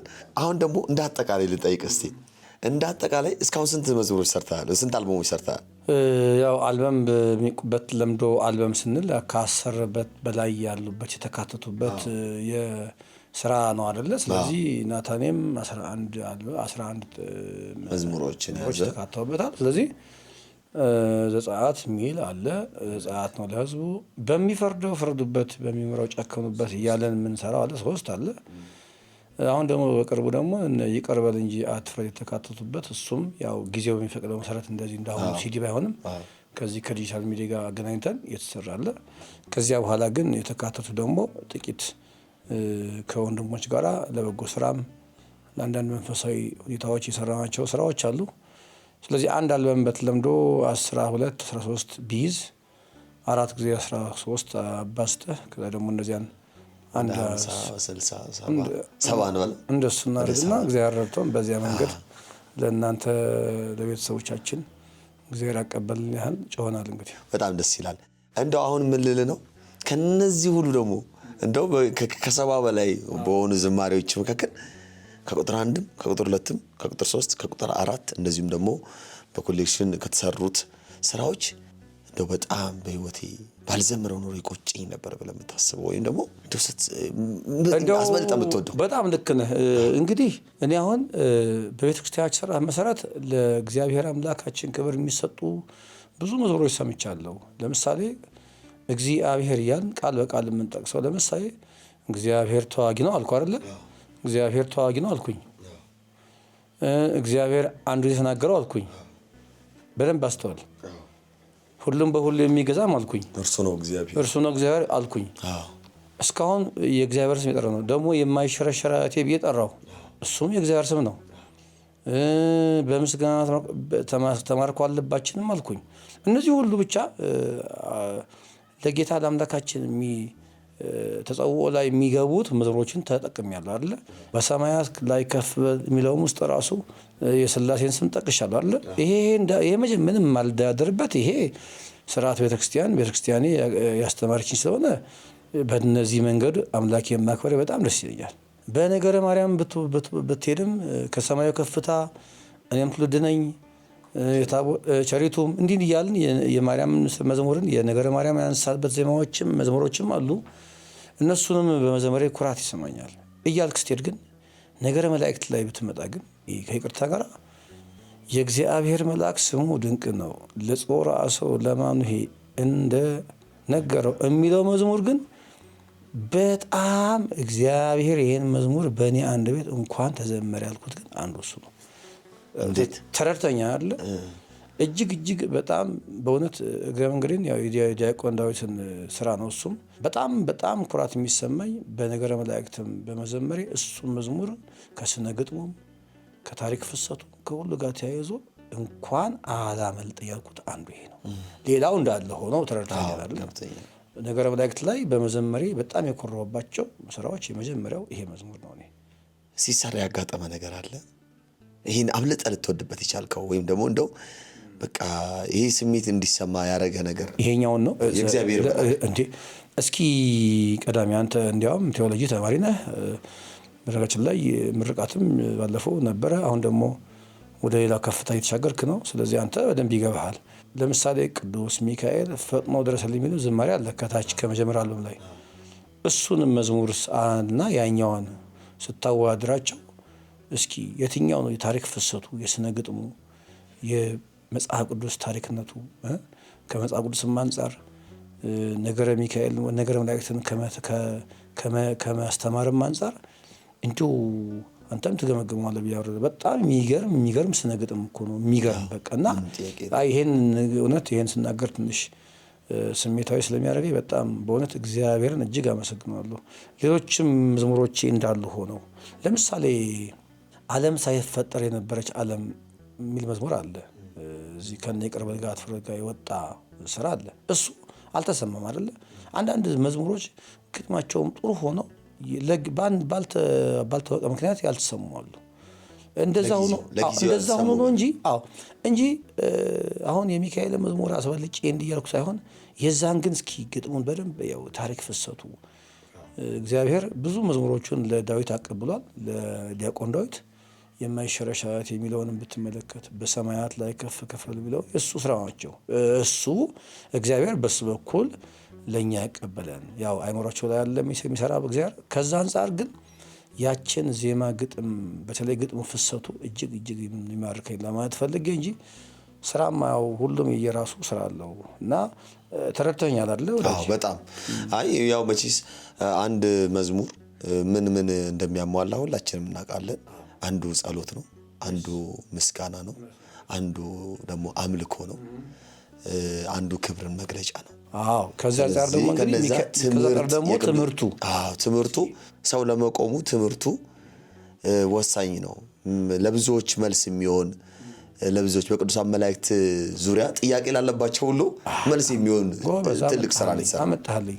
አሁን ለምሳሌ ማኑኤል ለሚባል ሰው የጌታ መልአክ ታየው የሚለውን ሲመጣ ዝም ብለን አይደለም። በቃ እኛ እንግዲህ አንደኛ ማጣቀሻ አለን፣ መጽሐፍ ነው አይደል? መጽሐፍ ላይ ስለዚህ መጽሐፍት ያሉትን ነው እኛ የምናምነው። አባቶቻችን ይሄን መጽሐፍ ሲጽፉልን ማኑኤል ለሚባል ሰው የጌታ መልአክ ብሎ በስነ ግጥም አመጣው እንጂ በጾራ አገር ለሚኖር ማኑኤል ለሚባል ሰው የጌታ መልአክ ታየው፣ ሚስቱም መካን ነበረች ታሪኩን ቀጥታ በስነ ግጥም መድብል የሰራውና በጣም ነገረ መላእክትን እንዳልከው ከጥያቄ አንጻር ለሚያነሱ ሰዎች ወይም በጥርጣሬም በአንዳንድ ባለመርዳትም ለሚያነሱት ሰዎች ነገረ መላእክትም በመጽሐፍ ቅዱስ እንዲህ እንደሚዳሰስ እንዲህ እንደተባለም ለማሳያም ይጠቅመናል እና በጣም ነው የምኮራው ይሄን መዝሙር በእኔ በኩል በመዘመሩ። ቀዳሚ የዩቲዩብ ቻናል አለ አይደል? አዎ ዘማሪ ገብረ ዮሐንስ ዩቲዩብ ቻናል አለው፣ በራሱ ስም የተከፈተ ዘማሪ ገብረ ዮሐንስ ኦፊሻል ዩቲዩብ ቻናል ይላል እና እዛ ላይ ስራዎችን ገብቶ መስማት ማድመጥ ጊዜው የሚፈቅደው። ይቅር በል እንጂ አትፍረድ የሚለው መዝሙር እዛ ላይ ነው የተለቀቀው። በደንብ ቅድም ስትናገር ዓለም ሳይፈጠር የነበረች ዓለም የሚለው መዝሙር አልተሰማም ስትለኝ ለጊዜው የምትለዋን ጨምርባት እያልኩ ነበር። ድንገት ካስታውስከኝና ለጊዜው ነው ይሰሙታል እርግጠኛ ነኝ። እግረ መንገዴን ጋብዛለሁ። በነጋችን ላይ ሀሳቡን እንደገና እንድትተገብር እንፈልገው ምንድን ነው ቀደም ሲልም ብዬ ነበረ መዝሙር ብቻ የሚተላለፍበት ሌላ ክፍል ደግሞ ቢፈጠርለት ጥሩ ነው። ምክንያቱም ይሄ ሚዲያን እኔ አንዱ እንዳደንቅ ያደረገኝ እዚህ በፖድካስት ሁኔታ የሰማኋቸው አባቶች አሉ። ሊቃውንት ስምዐኮነን ትምህርቱን አድምጫለሁ። የሊቀ ሊቃውንት ስሙርንም እንዲሁም ደግሞ የኔታ እሸቱን እንዲያውም ማስቀደም ነበረብኝ። የኔታ እሸቱንም እንዲሁ ደግሞ የመምህር ትኩ አበራም ሰምቻለሁ እና እኔ ያልሰማኋቸውም የቤተ ክርስቲያን መምህራንም እንዳሉ ነው የምረዳው እና እግረ መንገዴን ለቀንዲል ሚዲያ ያለኝን አክብሮትም ልግለጥና ባይሆን ቅድም ግን ውይይታችን መካከል እየቆረጥን ያለው መዝሙር ብቻ ደግሞ የሚካተትበት ሌላ ደግሞ አዲስ የሆነ ኃይል ቢፈጠርና እዛ ላይ መጥተን ደግሞ ብንዘምር ሳንቆራረጥ ማለት ነው። እግረ መንገዴን ግን ቀንዲል ሚዲያ የሚጋብዛቸውን ወይም ለእኛ የሚያቀርብልንን የቤተክርስቲያን መምህራንን ያለኝን አድንቆት የሚመጡትም ደግሞ በጣም ሊጠቅሙን ሊያንጹና ሊያስተምሩን የሚችሉ ሰዎች ናቸውና አንተም አስተዋይነትን በዚህ አጋጣሚ ያለው አንተም ደግሞ እየተማርክ ነው በቴዎሎጂው ዓለም ከዚህ ከዲግሪውም አለፍ ያለ እውቀት ላይ እየሄድክ እንዳለ የማየው ነገር አለና እግረ መንገድህም አንተም ራስህንም እያበቃህ ቤተክርስቲያናችንም አሉኝ ከምትላቸው ሰዎች ጋር ለመደመርም ያብቃህ እግረ መንገድህን ምርቃትህን ደግሞ አይተን እግዚአብሔር እንድናመሰግን ይርዳን። አሜን። የተወደዳችሁ ተመልካቾቻችን እንግዲህ የተከታተላችሁ የምትገኙት ከእጅግ ከምንወደው ከምናከብረው ዘማሪ ገብረ ዮሐንስ ከሱ ጋር እያደረግን ያለንን ቆይታ ነው የተከታተላችሁ የምትገኙት። አሁንም አብራችሁን ቆዩ፣ ሼር እያደረጋችሁ ለሌሎችም እያሰማችሁ። ገብሬ እንደው ልምጣ እስቲ ሌላ ከገብረ ዮሐንስ ውጭ ሌላ ስም እንዳለ ሰምተናል። አንተ ሰው እንኳን ያስም ተከሎበት ዘማሪ የሚለውን በዝቶብኛል፣ ግን ያው እንዳልከው ነው። እስቲ እባክህ እኔ ሸክም አልችልም ታውቃለህ። ያው በተለይ እንዲህ መንፈሳዊ ክብሮች ሲመጡ ያው ለመሸከም የሚያስችል ገና ጥንካሬ አልደረስኩም እና እሱን ተረዳልኝ። ገብረ ዮሐንስ ገብረ ጻድቅ ኃይለሥላሴ ይባላል መጀመሪያ የእናቴ አባቴ ስም፣ እሱን እያዘልኝና ከዚያ በኋላ ግን እንዳቅማችን በዚህ ግልጋሎት ስናከናውን አልፎ አልፎ ባህር ማዶ እሻገራለሁ። እንደምታውቀው ያው እግዚአብሔር ባንድም በሌላም ያ የትላንቱ ገብረ ዮሐንስ እኮ ዝም ብሎ ተባርኳል ሲባል እኮ እንዲህ ነው። ገብረ ዮሐንስ የሚገባው ሆኖ አልነበረም። እግዚአብሔር በቃ በልማዱ እግዚአብሔር በባህሪው ሁል ጊዜ በሰው መለኪያ በተለይ እዚህ ገባ በማይባሉ ሰዎች መስራት ልማዱ ነው። አንድ ቦታም ተናግሬ ይሆን ዳዊትን ለምሳሌ ብንመለከት የዛሬው ንጉሥ ዳዊት ለምናከብረው በአንዴም ንግስና ውስጥ አላገባውም። በአንዴም ወደ ጎልያድን ለሚጥልበት ወንጭፍ ጥንካሬ ማያደረሰውም። መጀመሪያ ከተኩሎች ጋር ከድቦች ጋር እንዲላመድ አድርጎ አንበሳን በጡጫ ለመምታት ተኩላን መግደል ነበረበት። እንዲህ አሳድጎት ነውና ወንጭፍን በምታክል ጠጠር በምታክል ነገር ጎልያድን እንዲጥል ያደረገው በአንዴ አያደረሰውምና ሌሎች ወንድሞች ከኛ በፊት የነበሩ የበረቱ ያውም በእውቀትም በህይወትም በቅዱስናም እኔ አሁን ገብረ ዮሐንስ እዚህ ጋር የሚባል ህይወት የለኝም። ይሄን በደንብ አውቃለሁ። ግን እግዚአብሔር ደግሞ በልማዱ በባህሪው ስራው ሁል ጊዜ በሰው መመዘኛ እዚህ ጋር የማይባሉትን ይጠቀማል። ያን አምናለሁ፣ ደስ ይለኛል፣ ተመስገን። ስለዚህ ነገርን ከስራ ለምናወራው ስም ዝም ብዬ አንጠልጥዬ እንዳልነግርህ ነውና ይሄ ስም ሊመጣ የቻለው ዝም ብሎ አልመጣም። አባቶች እዚህም አሉ። ግን ያችን አጋጣሚ ሳገኛት እግዚአብሔር ደግሞ እስኪ በዚህም ደግሞ አንድ ነገር ልጨምር ብሎ በሀገረ አሜሪካ በቴክሳስ ዳላስ ሀገረ ስብከት ዋና ሊቀ ጳጳስ በብፁዕ አቡነ ሳይሮስ በኩል የሰማሁት ስም አለ። ማለትም እግዚአብሔር በልባቸው አምጥቶ እንግዲህ በኩረ ይባቤ ገብረ ዮሐንስ ተብሏል። ገብረ ዮሐንስ የሚለውን ስም ከበኩረ ይባቤ ዘማሪ ብለህ አጣቅሰህ እንግዲህ መጠቀም ነው። ምናልባት እሳቸው ይሄንን ስም እንዴት ሆነ ስላቸው እንግዲህ እግዚአብሔር ሀሳባቸው እኔ የምጠቀመውን የምስጋና አይነት ዝማሬም ደግሞም ከግራ እጄም ደግሞ የምትሰማት ክራሯንም እንዲያ እና መሰል የኔ እሳቸው በሰሙበት መንፈሳዊ ጆሮ እንግዲህ የይባቤ ቦክር ብለውታል። እንግዲህ አነሰኝ በዛብኝ ሌላ ጉዳይ ነው የሚሆነው። ስለዚህ እሱን ለመምጣትም ሀገር መሻገር ነበረብኝ። እንግዲህ ሌሎቻቸው ሊቀ መዘምራን ማህደረ ስብሐት እንዲህ እየተባለ የሚመጣውን ለእኔ አልተፈቀደም። ገና ጀማሪ ስለሆንኩኝ በኩረ ይባቤ ተብያለሁ። ትልቁን ደግሞ እንግዲህ ቀስ በቀስ ሊቀ መዘምራን ለመባል እንግዲህ ትንሽ በኩረ ይባቤ ማለፍ አለብኝ መሰለኝ፣ ስርዓቱ እንደዚያ ሊያዝ ስለሚችል። በቃ እሳቸው ግን የዛን ጊዜ ይሄን ሰጥቷቸዋል። እኔም አሁን ይሄን ስም አክብሬ ተቀብዬዋለሁ። አስፈላጊ በሆነ ሰዓት ነው እንጂ እኔ ብዙም እንዲህ ክብደት ያለውን ስም መጠቀም አልመርጥም። ምክንያቱም ቅድም እያልኩ ነው ገና እኔ እንኳን አይደለም ለመንፈሳዊ ስም ቀርቶ ከአንተ ጋር እንኳን በዚህ በማይኳ ፊት ለመውራትም ብዙም ገና ያልበረታን ሰዎች ነን እና ይሄን ልልህ እወዳለሁ። እሱ ነው የኔ መልስ። ቀዳሚ በጣም የሚገርም ነው። አባቶች እንግዲህ ታይቷቸው የሚሰጡት ስያሜ መቼስ አባት ለልጁ የሚያወጣለት ከደስታው የተነሳ ልጅ የምትወደው ልጅ አለፍም ደግሞ ሲል እንደምታውቃቸው አቡነ ሳይሮስ የአሜሪካው በእድሜም እግዚአብሔር አምላክ ይመስገንና ሰፋ ገሃ አድርጎ የሰጣቸው ናቸው። አረጋዊ አባት ናቸው። እንዳልከው ታይቷቸው የሚለውን ሳልጨመርኩበት ነው። በመንፈሳዊ ጆሮ ሰምተው ቅድም ስል ስለነበረ እንግዲህ ከእድሜውም ከግልጋሎት ጊዜም የቆዩም ስለሆኑ እኔ እሱን በክብር ነው የተቀበልኩ ያለሁት እና እንደው ሀሳብህን በዚህ ሊጨምር ነው። ያው እሱን ነው አባት ለልጁ የሚያወጣው ስም አለ። የቤት ስምና የውጭ ስም የሚባል እንኳን አለ አይደል? ቤት ውስጥ እንደው ለማቆላመጥ የትምህርት ቤቱን ወይም ደግሞ በትምህርት ቤት የምንጠራበት አንተ ማነው ስም? የቤት ስም የቤት ስም ግን ምንድነው ቀዳሜ ጸጋ ተብሎ ሙሉ ስም አይጠራም ቤት ውስጥ። እናቴ ለምሳሌ ቀዳሚ አባቴም ቀዳሚ። በዘጋችን ላይ አባትህን እኔ በግል አውቃቸዋለሁ። በእውነት እጅግ ኩራት ነው የሚሰማኝ። ሰበታ ገብርኤል ባለው ደብር ላይ ቀላል የማይባል ትልቅ አስተዳደሩንም መንፈሳዊ ተጋድሎውንም መንፈሳዊ ጉባኤውንም ሁሉ በእውነት በጣም በትጋት ከሚያከናውኑ እኛ ስንመጣ እንኳ ሌላውን ተው ከመቀመጫ እንኳ ተነስተው በዚያ ባልተመቸም በተመቸም ሁኔታ ያገለግላሉና እንደው ቀዳሚ ጸጋን የወለዱ አባትን እንደው ማድነቅ ማመስገን እንደው ትምክህት እንዳይመስልብን እንጂ በጣም እድለኛ ነህ። በጣም ራሳቸውን የገዙ የሚያውቁ ሆኖ ሳለ እንደማያውቁ ራሳቸውን በትህትና የሚመላለሱ ድንቅ አባት አለህና በዚህ አጋጣሚ ለአባት ያለኝ ክብር ልገልጥ እወዳለሁ። አሜን። ያው አንዳንድ ጊዜም ከፍሬ የሚገኘው አንተም እንደ ሰውኛው እድሜህ ላይ ስንመለከት ገና ብዙም በእድሜ ያልሆንክ ሳለ ግን ያረካቸው ያሉ ጉዳዮች ግን ትንሽ ቀደም ሲል የምትነግርህ ሊቃውንቶችን በምትጋብዝበት ጊዜ የምትጠይቃቸው ጥያቄ የምትሰጠው ሀሳብ እንደተማረም ሆን ግን እድሜ ትንሽ ሆኖ ግን ጥሩ ብስለት ላይ ያለህና መጨረሻህንም ያሳምርልህ።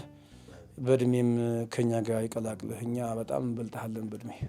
ስንት ትሆናለህ? አይ እኔ እድሜ እንዴት እናገራለሁ? እንዴት ምንም ፖድካስት ቢሆንም ለምርቃት አላንስም። ነገሩ ልክ ነው። ለምርቃት አላንስም። እውነት ነው። ያው ጺም ላይ ነጭ ከታየ እድሜ ትክክል ነው ይባላል። ማሯንም ምኗንም ስንበላ እንግዲህ ነቅቶ ነው እንጂ እድሜስ እንደው ሽበት ላይ ገና እኔ 65 ዓመቴ ነው። አላምንም። ይህን እንደ ምኞት ነው። እኔ 60ዎቹ 70ዎቹ የሰው ልጅ እድሜው 70 80 ከዛ ያሳር ነው ይባል። እኔ ግን እስከ 100 እድሜ እመኛለሁ። እግዚአብሔር ቸር ነው። በማርና ቦዛ አሳድጎናል። አሁን ደግሞ በሱ ቃል ደግሞ እያበረታን እድሜ እንሻገረዋለን። ምን አለ ብንቆይ። እውነት ነው። በጣም መልካም ገብርዬ፣ እጅግ በጣም በጥሩ ሁኔታ እየሄደ ነው፣ እየተጫወትን ነው። ልብስ ላይ እያየን ያለ ነው። በምስጋናና ድል አለ በስምህን እያየን ነው ከመላእክቱ ጋር ከኃያሉ ሚካኤል ከሚለው ጋር። እስኪ ይሄንን እኔም አሁን ይሄን አሳየኝ። ዛሬ ነው የለበስኩት። ገና አሁን ከማሸጊያውን ተፈቶ ነው የለበስኩትና እንደው ስለዚህ ያለው አጠቃላይ የጥልፉንም የምኑንም አብራርታ ንገረኝ እስኪ እንደው እኔም እንዲረዳኝ። አዎ እንደሱ ነው። እና ይሄ ነው እንግዲህ እንደምታየው ቆሜ ማሳየህ ልብስ ይሄ ነው። እንደው እስካሁን ተቀምጠንም ስህተት በስውር ሆነና እስኪ እንደው በግልጽ ይታይ ብዬ እኮ ነው ቀዳሚ። ያው እንግዲህ ከላይ የመላእክት ምስል ብዙ ጊዜ በቤተክርስቲያናችን ላይ በትንሹ የመላእክትን ፊታቸውንና ክንፍ ተደርጎላቸው ከጽንፍ እስከ ጽንፍ ይበራሉ የሚለውን ነገር ለማሳየት ደብረ ብርሃን ስላሴ ይባላል። ወይም ደግሞ ጎንደር ደብረ ብርሃን ስላሴ ላይ በብዛት ስለው እናያቸዋለን። እነዚህ ስዕላት አጭር በጣም ጥሩ እሷ ማለት ነው ከላይ አለች። እንግዲህ ያው ዝማሬ የመላእክት ነው። ከመላእክት ዝማሬ በመነሳት ከመላእክት ዝማሬ የወረደው ሐረግ በምስጋና የሚል ጽሑፍ ወርዷል። በምስጋና ተመርኮ አለባቸው ማለት ነው። በምስጋና የገብረ ዮሐንስም ስራ ያካተተ ነው። አሁንም ያ ሐረግ ወርዶ አሁንም ልክ የዜማ አወራረድ አፈሳሰስ እንደ ወንዝ እንደ ጅረት እንደዛ ወርዶ ድል አለ በስምህ በጣም ጥሩ ቋንቋ። ከዛ መጨረሻ ላይ ለብቻዋ ደግሞ ክራርክ ይዘህ የምትደረድራት መታወቂያ እንግዲህ እዚህ ጋር ተሰርታለች። ልክ ደግሞ ይሄ አከፋፈሉ እንደምታየው ይሄኛው አከፋፈሉ የዜማ እንደው ምንድነው ሪከርድ ሲደረግ አለ ከፍ ዝቅ ወጣ ወረድ የሚለው ድምፁ ከፍ ሲል ከፍ የሚልበት ዝቅ ሲል ደግሞ ዝቅ የሚልበት አይነት ነው። በእኛ ቤት ደግሞ እንግዲህ የዜማ አወራረድም አለ። እሱን ደግሞ እንግዲህ ሊቃውንቱ ሞር ይነግሩናል። በጣም አመሰግነው። እኔ ያው ይሄን ማወሪያ የፈለኩት ለምንድን ነው ከነሱ ይልቅ አመሰግናለሁ። በጣም አመሰግናለሁ። ያሳድግ ተባረክ። ብሩኩን ልጅ ብሩኩን በጣም ደስ የሚል ነገር ነው። እስኪ ተቀመጥ 65 እንደሱ ነው እንግዲህ ልጃችን ሊቀ ዲያቆናት ቀዳሚ ጸጋ በጣም ደስ ብሎኛል። ሰፋ ያለ ማብራሪያ ስለሰጠኝ በዚህ ልብስ ላይ። በእርግጥ ይሄ ልብስ እኔ ጋር ሲመጣም በጥቂቱ የተወሰነ ያክል መረጃ ነበረኝ። ደግሞም እንደው ለብሰን ስታይ ደግሞ የለፉበት ሰዎች የጥበብ ሰዎች ምን ያህል እንደለፉበት እዚያ ውስጥ ያለው ደግሞ አብስትራክት የሆነ ነገርም ይሁን የሚታየውን ደግሞ የሚመለከተውም ሰው በይበልጥ ቢያየው ጥሩ ነው ብዬ ስላመንኩ ነው በደንብ አብራርተህ እንድትነግረኝ የፈለግኩት። ስለ ማብራሪያው እጅግ አመሰግናለሁ። ለገብረ ዮሐንስ እጅግ ታስቦ ተጠበው ተጨንቀው የሰሩት የልዕልት ጥበብ ባለቤቷ መስራቿ ራሷ ልዕልትና ባልደረቦቿ እጅግ 2 እና ከዛ በላይ ወራት የፈጀ የአእምሯቸው ውጤት እየታየበት ልብስ ነውና እግረ መንገዴን የልዕልት የባህል ልብስ ሱቅን በመጎብኘት ከዚህ በተሻለ ዲዛይንና ጨርቆችን በመጠቀም መንፈሳዊም ሆነ ባህላዊ ልብስ መልበስ እንደምትችሉ እገልጣለሁ።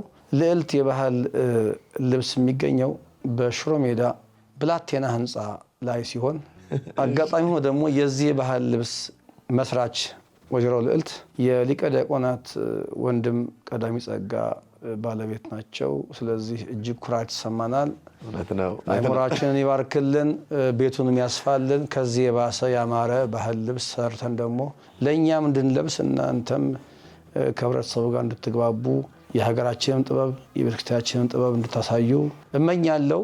ስለለበሳችሁን እጅግ እናመሰግናለን።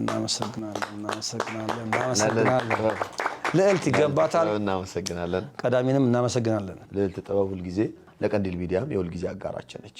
እናመሰግናለን ልዕልትን እናድንቃት። እናመሰግናለን ልዕልት ጥበብን። ብላቴና ህንፃ ብዬ ስነግር ግን ቅድም የወለሉን ቁጥር አልጠቀስኩም። የትኛው ወለል ላይ ነው የሚገኘው? ሁለተኛ ፎቅ ቢሮ ቁጥር 53። በአማርኛ ሁለት ወለሉ ማለት ሁለተኛው ፎቅ ሁለተኛ ፍሎር ማለት ነው።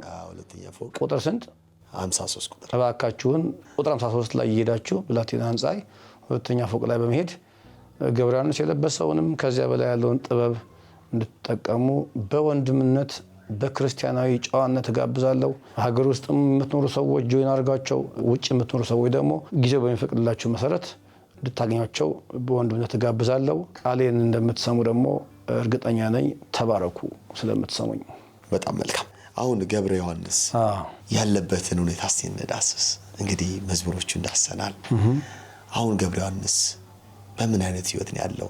ገብሬ ቤተሰብ መስርቶ ልጆችን ወልዶ ያለበት ሁኔታ እንዳለ እናውቃለን። እንደው ጥቂት እስቲ ስለ ቤተሰብክ ጥቂት ነገር ብናወራ። ገብረ ዮሐንስ ገብረ ጻድቃ ሥላሴ በእግዚአብሔር ቸርነት በ3 ልጆች ተባርኳል። እናታቸው ከኔ ጋር ያለችው አብረን ነው ያሳደገው። ልጅ ዮሐና፣ ልጅ ማሜህና ልጅ አሜን ተብለው የሚጠሩ እግዚአብሔር ቸርነት የታየባቸው ጥሩ ልጆች አሉን። ስለዚህ ሰው ልጅ ደግሞ ሄዶ ዘር መተካት ነው መጨረሻው ኑሮና እግዚአብሔር ይመስገን በ3 ልጆች ተባርከናል። እናታቸውም በጣም ጠንካራ ሰራተኛ ናት፣ የመንግስት ሰራተኛ ነች። እኔ በየቦታው እንደ ግልጋሎትም እንደ ግለሰብም እንኳን እንቅስቃሴ አደርግ ሙሉ ጊዜዋን ተጠቅማ እነዚያን 3 ህፃናት 15፣ 11 እና 7 ደርሰዋል። ይህ ሁሉ ዘመን ተንከባክባ ያሳደገች ጠንካራ እናት አለቻቸው። ለእኔ ደግሞ በጣም አጋዥ ጎበዝ፣ እጅግ እኔ እንደፈለግኩ ብሆንም በየትኛውም መንገድ በግልጋሎትም ይሁን በግልም ወጣ ገባ ብልም ምንም አይነት ሳይበግራት ሙሉ ጊዜዋን ለልጆቿ የሰጠች ጠንካራ ባለቤት አለች። እንዲህ ነው እንግዲህ ኖሬ እግዚአብሔር ይመስገን እና ይሄ ነው ያለው። እግዚአብሔር ይመስገን። ከምንም በላይ የማናችንም አገልግሎት ስኬት ከጀርባችን ባለው ሰው ይወሰናል። ቤት ሰላም ባይሆን ወጥተህ ማገልገል አትችልም። እዛው ነው ቤት ነው የምትቀረው። ጥል አለ፣ ሰላም የለም። ስለዚህ የኔ ጉዳይ ብቻ አይደለም ያንተም ጉዳይ ነው ልጆቹን ማሳደግ ተብለን መቀመጥ ሊኖር ይችል ነበርና ከጀርባ ያሉት በተለይ አገልጋይ ሚስቶች ሌሎችም በየስራው ዘርፍ ያሉ እህቶችም ሆኑ ወንድሞች ደግሞ እንደ እናት ሆነው ያሉ ወንድሞችም ያሉበትም ምስጋና ይገባቸዋል፣ ክብር ይገባቸዋል። በጣም እጅግ በጣም ደስ ይላል። ሌላው ደግሞ የሰሞኑ አጀንዳ አለ። የሰሞኑ አጀንዳ አለ። እንደው አልቸኩልም ብዬ እኮ ነው እንጂ እሱ ነበር ቀደም ጠቅስ ያሰብኩት። እሺ ያው እንግዲህ ነገርን ከስሩ ብለን ስለመጣን አሁን ደግሞ ወደ ጥሩ ገብቷል።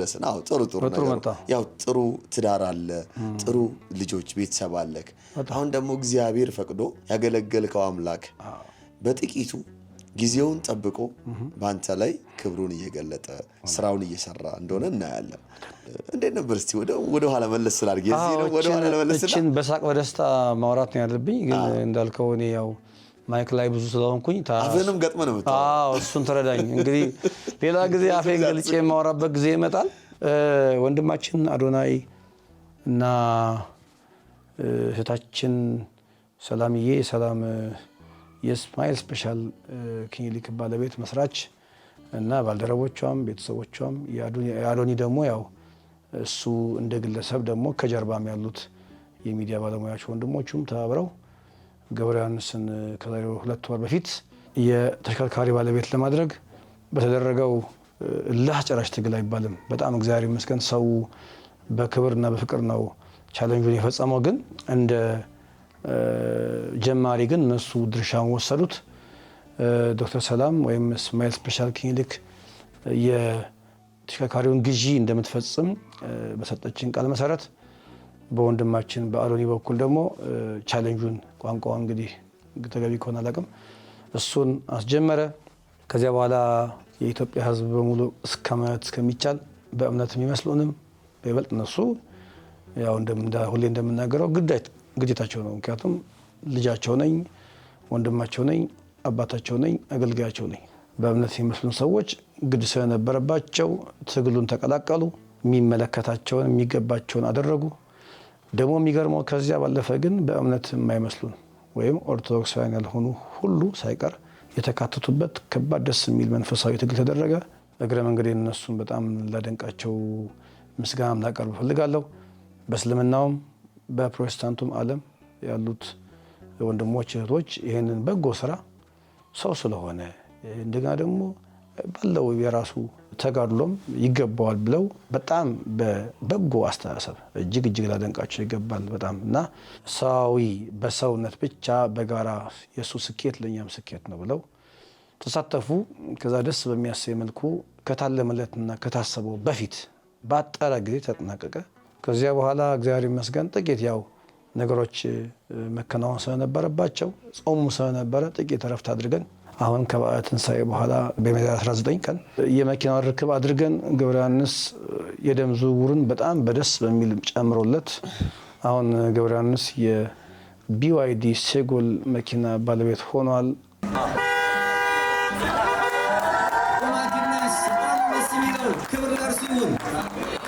ኮንግራ ብያለሁ። ዘጋጣኝ እንኳን ደስ አለን እና እጅግ ነው ደስ ያለኝ። ይሄ ነው ያው ሚዲያዎች ስለሚያውቁት ሁሉ ስላወቀው የቀንዲል ሚዲያን ሰዎች ላለማድከም እንደ ትንሽ ጨዋ አድርጌ ያወራኋት መሰለኝና ይሄ ነው ያለው የሰሞኑ ሁኔታ። የዚህንም ጉዳይ ከመጀመሪያው ባልጀምርም በእለቱ በነበረው ስነ ስርዓት ላይ የቀረጸችውን ልጅ ተመልክቻታለሁ። ቃል ኪዳን ትባላለች እና መጀመሪያ ምን ተሰምቶ ነበር ልጅቷን ስታገኛት? እንደ ደግሞ ምን ተሰማት? እዛስ ጋር ምን አወራክ? እያወራችሁ ነበር እያየሁኝ ነበር። እውነት ነው። ይሄ እንግዲህ ዛሬ አግልጻን ለማወራው ልጃችን ቃል ኪዳን በእድሜም ገና ልጅ ነች። ያው ወጣት ለየትኛውም ነገር ችኩል ነው። ችኩል ስልህ እኔም ያለፍኩበት ስለሆነ እረዳለሁ። ሁሉ ነገር በጎ ይመስለናል እና እንደ ሕግ ሰዎችም እንዲገባቸው እንፈልገው ሰውን ካለ ፍቃዱ ምስሉንም ድምፁንም ሌላም መቅረጽ እንደ ሕግ ልክ ላይሆን ይችላል። ግን እሷ በወንድ ያው የምታከብረው አገልጋይ ነው። ከልጅነት ጀምራ ተሰማው የነበረ ዘማሪ ስለሆነ በሁኔታውን በሚፈቅድላት አጋጣሚ ምስሉን አስቀረች። በአንድም በሌላም መንገድ ቪዲዮው የተተረጎመበት መንገድ እለቱኑ ትንሽ አልደብቅህም ምንድን ነው ብዬም ነበር እና ልጅቷንም ልገስጻት እንዴ ብዬ ሁሉ አስቤ ግን ትዕግስትን ገንዘብ እንዳደርግ እግዚአብሔር ወደ ልቤ መጣና ይሁን ልጅ ናት ብዬ አለፍኩት። በማግስቱ ግን ሁኔታው ወደሚገርም ቅዱስ ዓላማ ተለውጦ አገኘሁትና አይ ማለትም እቺ ልጅ እንኳን አልገሰጽኳት ብዬ ሁሉ ደስ ያለኝ ቀን ነውና ልጅቷ በበጎነት ያደረገችው ደስ የሚል እድሜዋም እንዳልኩ ሁሉ ነገር ያ እድሜ ደግሞ ያው ሁሉ ነገር በጎ ቢመስለን ስለሆነ አድርገዋለች። እግረ መንገዴን ግን በአንድም በሌላም ለዚህ ስኬት አጋጣሚ ስለሆነች ደስ ይላት ይገባል። ያው እንግዲህ ከዚህ በኋላ ቤተሰብ እናደርጋታለን። ማንኛውም ሰው እንደዚህ ምስሉ ተቀርጾ ማህበራዊ ሚዲያ ላይ ቢለቀቅ ደስ አይለውም። እንዳልኩ ምንድነው እስካሁንም የተሰሩት ስራዎች በበጎ አድራጎት በተለይ በወጣት አዶናይ ልክ ነው የተሰሩ የመኪና ስጦታዎች እስካሁን ካንተ ጋር 3 አይቻለሁ። በዚህ አጋጣሚ እናመስግነው እንጂ እሱ እናመስግነው እንጂ አዶኒ ይገባዋል። አዶኒ ወደብ ይገባዋል። እኔ በጣም ቅልብ ነው ለኔም በጣም ቀረቢያ ነው። በጣም ደስ የሚል ልጅ ነው። እውነት እድሜውን ሰፋ ያድርግልን። አሁንም ሞር የሚተጋ መሻቱን ከኃጢአት በቀር ይፈጽምለት ብዬ መርቀዋለሁ። ልጅ አዶኒ በጣም ወዳለሁ። በጣም በጣም በጣም እሺ፣ በጣም እግዚአብሔር ይባርከው። ከዚህ የበለጠ የሚሰራበትን በበጎ ሐሳብ በመልካም ሐሳብ እውነት ነው ሰውንም ቤተክርስቲያንንም ራሱንም ወደ ቤተክርስቲያን አቅርቦ የሚያገለግልበትንም የሚገለገልበትንም እድሜና ጤና እንዲሰጠው እንለምናለን። እግዚአብሔር በጎ የሚሰራበትን መልካም የሚያደርግበትን ረጅም እድሜና ጤና ይስጠው። በጣም አሜን። አንተ የተደረገው ለሁላችንም የተደረገ ነውና እሱን ምክንያት አድርጎ በጣም ብዙ ሰዎች አሉ። በሱ ደረጃም ነው እኮ ማለት ታዋቂ በመሆን ተጽዕኖ በመፍጠር ከዚህ በፊት በጣም ብዙ ሰዎች መጥተዋል፣ አልፈዋል፣ ወይም አሉም ነገም ይመጣሉ፣ ነገም ደግሞ ይመጣሉ። ሰው ሁሉ ጊዜ እግዚአብሔር እሱን አስነሳው፣ በሱም ደግሞ ዓላማውን አሳካ። ዓላማውን ብቻ ሳይሆን ለብዙዎችም የቤት ስራ ሰጠ። እግዚአብሔር የሚወደውን ልጁን በሱ በኩል ጎበኘው ገብረ ዮሐንስን። ደግሞ ይሄ እንዳልከው ቤተክርስቲያናችን ለምሳሌ ከዚህም በዚህ በወንድማችንና በጥቂት በጎ ሰዎች ስራ ያው እንደ አንድ አገልጋይ ደስታ ታደርጋለች። ግን ደግሞ እንዳልከው ትንሽ ንቃት እንዲሰጠን ግን ያደርጋል። ለምን የገብረ ዮሐንስ እግዚአብሔር ሰጠው አጋጣሚ ሆኖ ግዴለም ግን ከኔ በላይ ብዙ ያገለገሉ እሱን ነው ማለት እጅግ ጊዜያቸውን ዘመናቸውን ሙሉ በተጋድሎ የፈጸሙ ከትምህርቱም እስከ እውቀት ድረስ የደረሱ አባቶች አሉ፣ ሊቃውንቶች አሉ። እንኳን አይደለም ከባድ ነገር ቀርቶ ዕለታዊ እንጀራም ሊቸገሩ ሊኖሩ ስለሚችሉ እውነት ነው። ቤተክርስቲያኒቷም አንዳንድ እንደ ደወል የሚሆናት ነገር ሊሆን ስለሚችል ያው ንግግራችን አርማችሁ ልትሰሙ የምትችሉ ሰዎች እንደምትሰሙ አምናለሁ። እንዳልከው ነው እግዚአብሔር በአንድም በሌላም ተናግሯልና በተለይ እኔ ሊቃውንት ላይ በጣም ማዝነው ሊቃውንት ሆነው ዘመናቸውን ሙሉ በእውቀት ትምህርትን በመቅሰም ዘመናቸውን ሙሉ እያገለገሉ ወይም እያገለገሉ ያሉ ሰዎች መጠቀም ቢኖርባቸው በጣም መርጣለሁ። እኔ እግዚአብሔር ረድቶኝ በአንድም በሌላም መንገድ በቅኖች ሰዎች ተጠቅሞ እግዚአብሔር ባርኮኛል። እንደ ተቋም ግን ቤተክርስቲያኒቷ ደግሞ ሊታገዙ በተለይ ዘመናቸው ሙሉ በትምህርት እድሜያቸውን ሙሉ አቃጥለው ላሉ የሚገባቸው ስራቸው እንኳን አይደለም ስጦታ ከዛም በላይ ሊገባቸው የሚችሉ ሰዎችን ግን እንድትጎበኝ ግን ተደወለ ይመስለኛልና ላነሳም የፈለኩት ይሄው አንተ የተናገርከው ጉዳይ ነው። እግዚአብሔር ይሄን ልጅ አስነሳ፣ ተጠቀመበት። እሱም እግዚአብሔር እንዲጠቀምበት ፈቃዱን ስለሰጠ መቼስ አንዳንድ ጊዜ እግዚአብሔር እኮ የሰው ፈቃድ ነፃ ፈቃድ የሚባል ስጦታን ሰጥቶናል። ስለዚህ ውሃና እሳት አቅርቤ ላለው ወደ ፈቀድከው እጅን ስደድ ነው። ስለዚህ ይሄ ልጅ ወደ በጎ አድራጎት እጁን ሰደደ። ስለዚህ በበጎ አድራጎት ላይ ቅን ልብ ስላለው በቀናነት ይህንን ነገር አደረገ። ኢትዮጵያውያን ተባበሩ። ኢትዮጵያውያን፣ ኤርትራውያን፣ በዓለም ላይ ያሉ ሁሉ ተባበሩ። ወይ በደግሞ አልጠላም ቀለሚ በጣም እውነት እኔ በጣም እድለኛ ሰው ነኝ። የሚገርም እሱም ሲናገር ባለፈው ሰምተሃል። ቻሌንጁም ያልከበደኝ ቻሌንጅ ነው ብሏል። እና ቻሌንጁ እሱ ድንጋዩ እንዲወረወር አቅጣጫ ማሳየት ነው። ድንጋይ ወርወራ ወይ ደግሞ ሊከማች የነበረውን ወርቅም ምንም ምን ከተው በኮረጆ ላይ እኛ ነን። እኛ ቻሌንጅ ስልካችን ላይ ያችን በተን በመንካት ጊዜያችንን በመሰዋት ጊዜ የሚፈቅዳቸውን ነገሮች በመንካት እነዛ ሰዎች ነው እና እንዳልከው ኤርትራውያን፣ ኢትዮጵያውያን አጠቃላይ እኔ በእውነት በጣም እድለኛ ሰው ነኝ። ሌላውም እኮ የኔ እምነት ሰዎች ብቻ አይደሉም ቅድም ጠቅሼሻለሁ እና በዚህ እጅግ ነው ኩራት የሚሰማኝ። በእኔ መባረክ ላይ እጃችሁን ያስገባችሁ ሁሉ አይምራችሁን የተጠቀማችሁ ይገባዋል ብላችሁ እኔን በእውነት በዚህ መልኩ ደስታ እንዲያገኝ ያደረጋችሁ ሁላችሁም ከትንሹ እስከ ትልቁ በጣም ክብር አለኝ። ቀንዲል ሚዲያም ቀላል የማይባል ሰው ስለሚሰማው ነው ይሄን አብዝቼ የምደግመው እና የቀንዲል ሚዲያ ቤተሰቦችም በዚህ ቻሌንጅ ላይ እንደተቀላቀሉ ነው ማምነው ማቀውም አለ። ስለዚህ ቀንዲሎችንም እናመሰግናለን። ይጨብጨብላችሁ ነው ስንት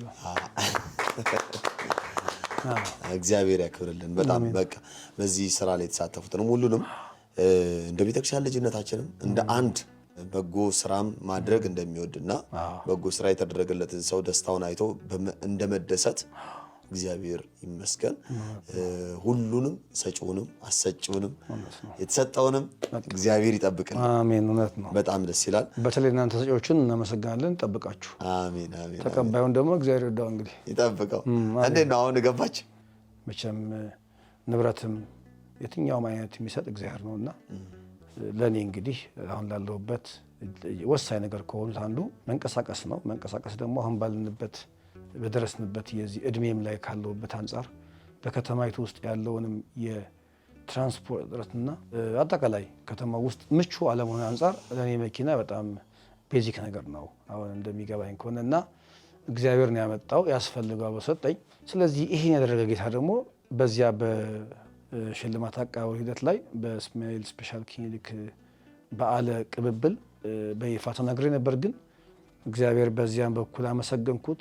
ያ ግን አጥጋቢ ሆኖ ስላልታየኝ ብዙ ሳርቅ መኪናይቱን እያሽከረከርን በአምላካችን በመድኃኒታችን በጌታችን በመድኃኔ ዓለም ቦሌ በሚገኘው ቤተ መቅደስ ዘንድ አቁመናት የተወደዱ ሁለት አባቶች እና ደስታዬን በጥቂቱ የተካፈሉት ጥቂት ቀዳሚ ጸጋን ጨምሮ ቃለ እግዚአብሔር ተደግሞላት ሰላም ለኪ ተደግሞላት ተባርካለች። እኔንም እግዚአብሔር ይመስገን ብለን እንድናመሰግን በአባቶች መስቀል ተዳሰን የዓለም ያድርግል ተብዬ ተመርቄ መኪናይቱም ተዳሰሰች፣ በካህን እጅ ተጎበኘች፣ ጥላኝ እንድታልቅ ሌላም ደግሞ እንድታመጣ ተመርቃ ሰላም ለኪው ደግሞ ሁለት ሶስት የተደግሞባት ሊመጣ ካለ ክፉ ነገርም የእግዚአብሔር ስም ስለሚጠብቃት ያን አድርገን በጣም ትላንትና ጥሩ ጊዜ ነበረን። በጣም መልካም እግዚአብሔር ይመስገን። እንግዲህ በዛ ላይ የተመለከትኳቸው ነገሮች ነበሩ። የዛ የሽልማት ወይም የመኪና ርክክቡ ላይ እዛ ርክክብ ላይ የተገኙት ሰዎች እግዚአብሔር ያክብራቸው። እውነት በጣም የምናከብራቸው የምንወዳቸው ብዙዎቹን በበጎ አድራጎት ስራ ላይም በቀናነት ሲያገለግሉ ለኦርቶዶክስ፣ ለፕሮቴስታንት፣ ለሙስሊም ሳይሉ ለወገናቸው ለህዝባቸው ፈጥነው የሚደርሱ ወንድሞችን ተመልክቻለሁ፣ እህቶችን ተመልክቻለሁ። እንደ ማስተራብነት በተለይ ማስተራብነትን ያው ለማድነቅ እንፈልገው እንዳልከው አይ ቲንክ አሁንም ከጥቂትም ቢሆን እየታገለ ያለበት ጤናም ትንሽ እክልም ሊገጥሞ የቻለ እንኳ ገብረ ዮሐንስን በግሉ እንደሚያከብረው በይፋም ተናገረ። በግል ጆሬም ሰማሁ ነገረኝም። እኔ በእውነት በጣም በዚህ አጋጣሚ ቀደም ሲል ለሕክምና ከመውጣቱ በፊት የነበሩትን በማህበራዊ ሚዲያ ያደረጋቸው የነበሩትን በጎ ስራዎችን እድሜ በሰጠን በዚህ በቴክኖሎጂው እሰማ ነበር። ብታምንም ባታምንም የዛን ጊዜ ምንም አይነት ነገር አልነበረም። እንደምታውቀው መኪና ምንም ሀሳብ አልነበረም። ቆይቷልም። የዛን ጊዜ ልቤ በእውነት ጥሩ ነበር የነበር ለሱ እይታው ደስ የሚል ነው። እንዳልከው ነው የረዳቸው ሰዎች የእሱ እምነት የሚከተሉ ብቻ አልነበሩም። በእምነት የማይመስሉትን ሰዎች ሰው በመሆኑ ብቻ ያገዘባቸው ብዙ ቅጂዎችን ሰምቻለሁ እና አሁን ግን ደግሞ ከዚያም አልፎ ደግሞ ባልተመቸ ሁኔታ በጥቂትም ስመለከተው ስጠይቀውም ገና የሕክምና ክትል እያደረገ ባለ ሁኔታ ውስጥ መጥቶ በዚያ ደስታ ተገኝቶ የጥቂት ምስጋናም ከእሱ ሰማው። ደግሞ እንደምታውቀው በወንድማችን አሎኒ ጋርም ተጣምረው የቀጣዩን ትግል ወይም ቻሌንጁን የቤቱን ማስፈጸም አብረው እንደሚረባረቡም ቃል ተገባ። ለወንድማችን ዘማሪ መኪና ቤት ብቻ አይደለም፣ በዚህም በላይ እጅግ በጣም መልካም ነገር ሁሉ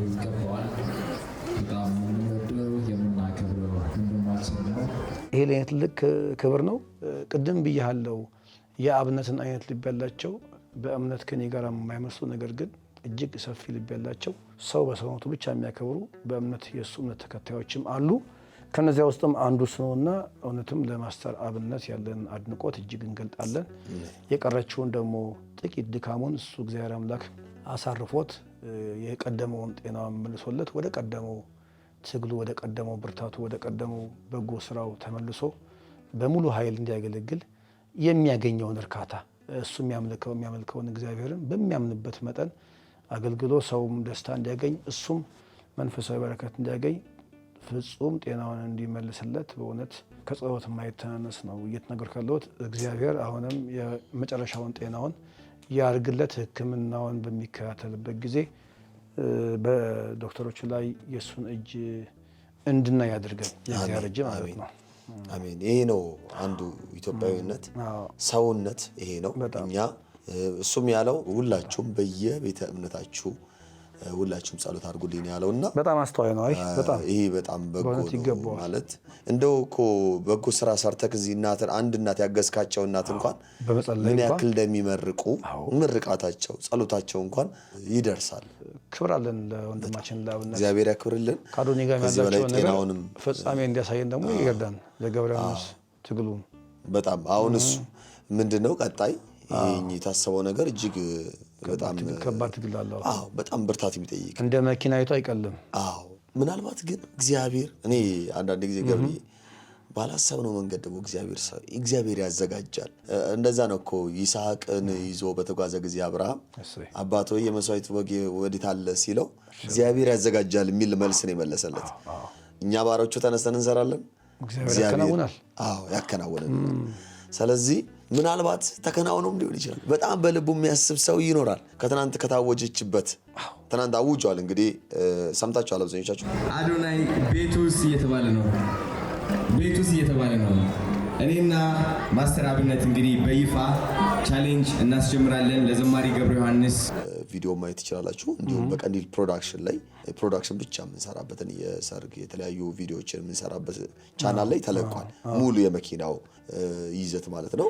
እዛ ላይ አዋጁን አውጇል። በቃ ከዚህ በኋላ ይሄንን እግዚአብሔር ፈቅዶ አሳክተናል።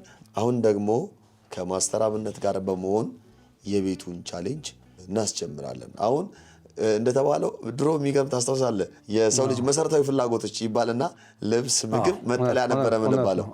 አሁን በዚህ መኪና ተጨምሯል። በተለይ በአሁኑ ጊዜ መኪናም እየተጨመረ ነው። እንደው እኛ የተማርነው መቼስ ጽድቁንና መንግስቱን ግልጋሎታችን እንዲፋጠን እንጂ እኛ ኖረም አልኖረም ከአገልግሎት የሚያግደን ነገር አንቆጠብም።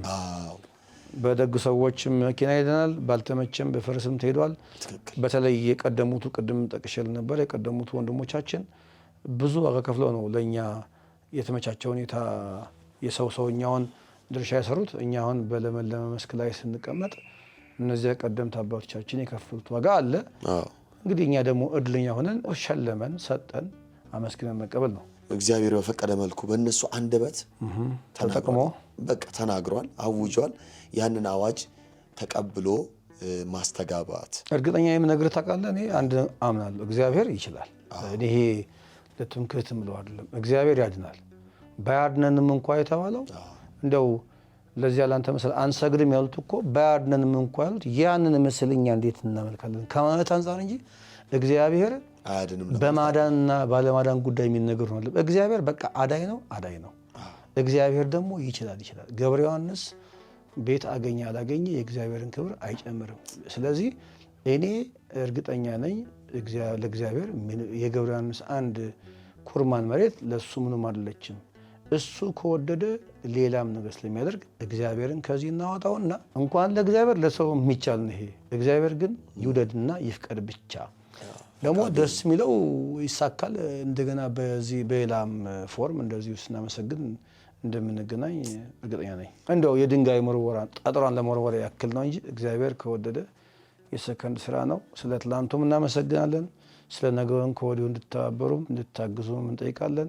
የጋራ ስኬት ነው፣ የሚከብረውም እግዚአብሔር ነው።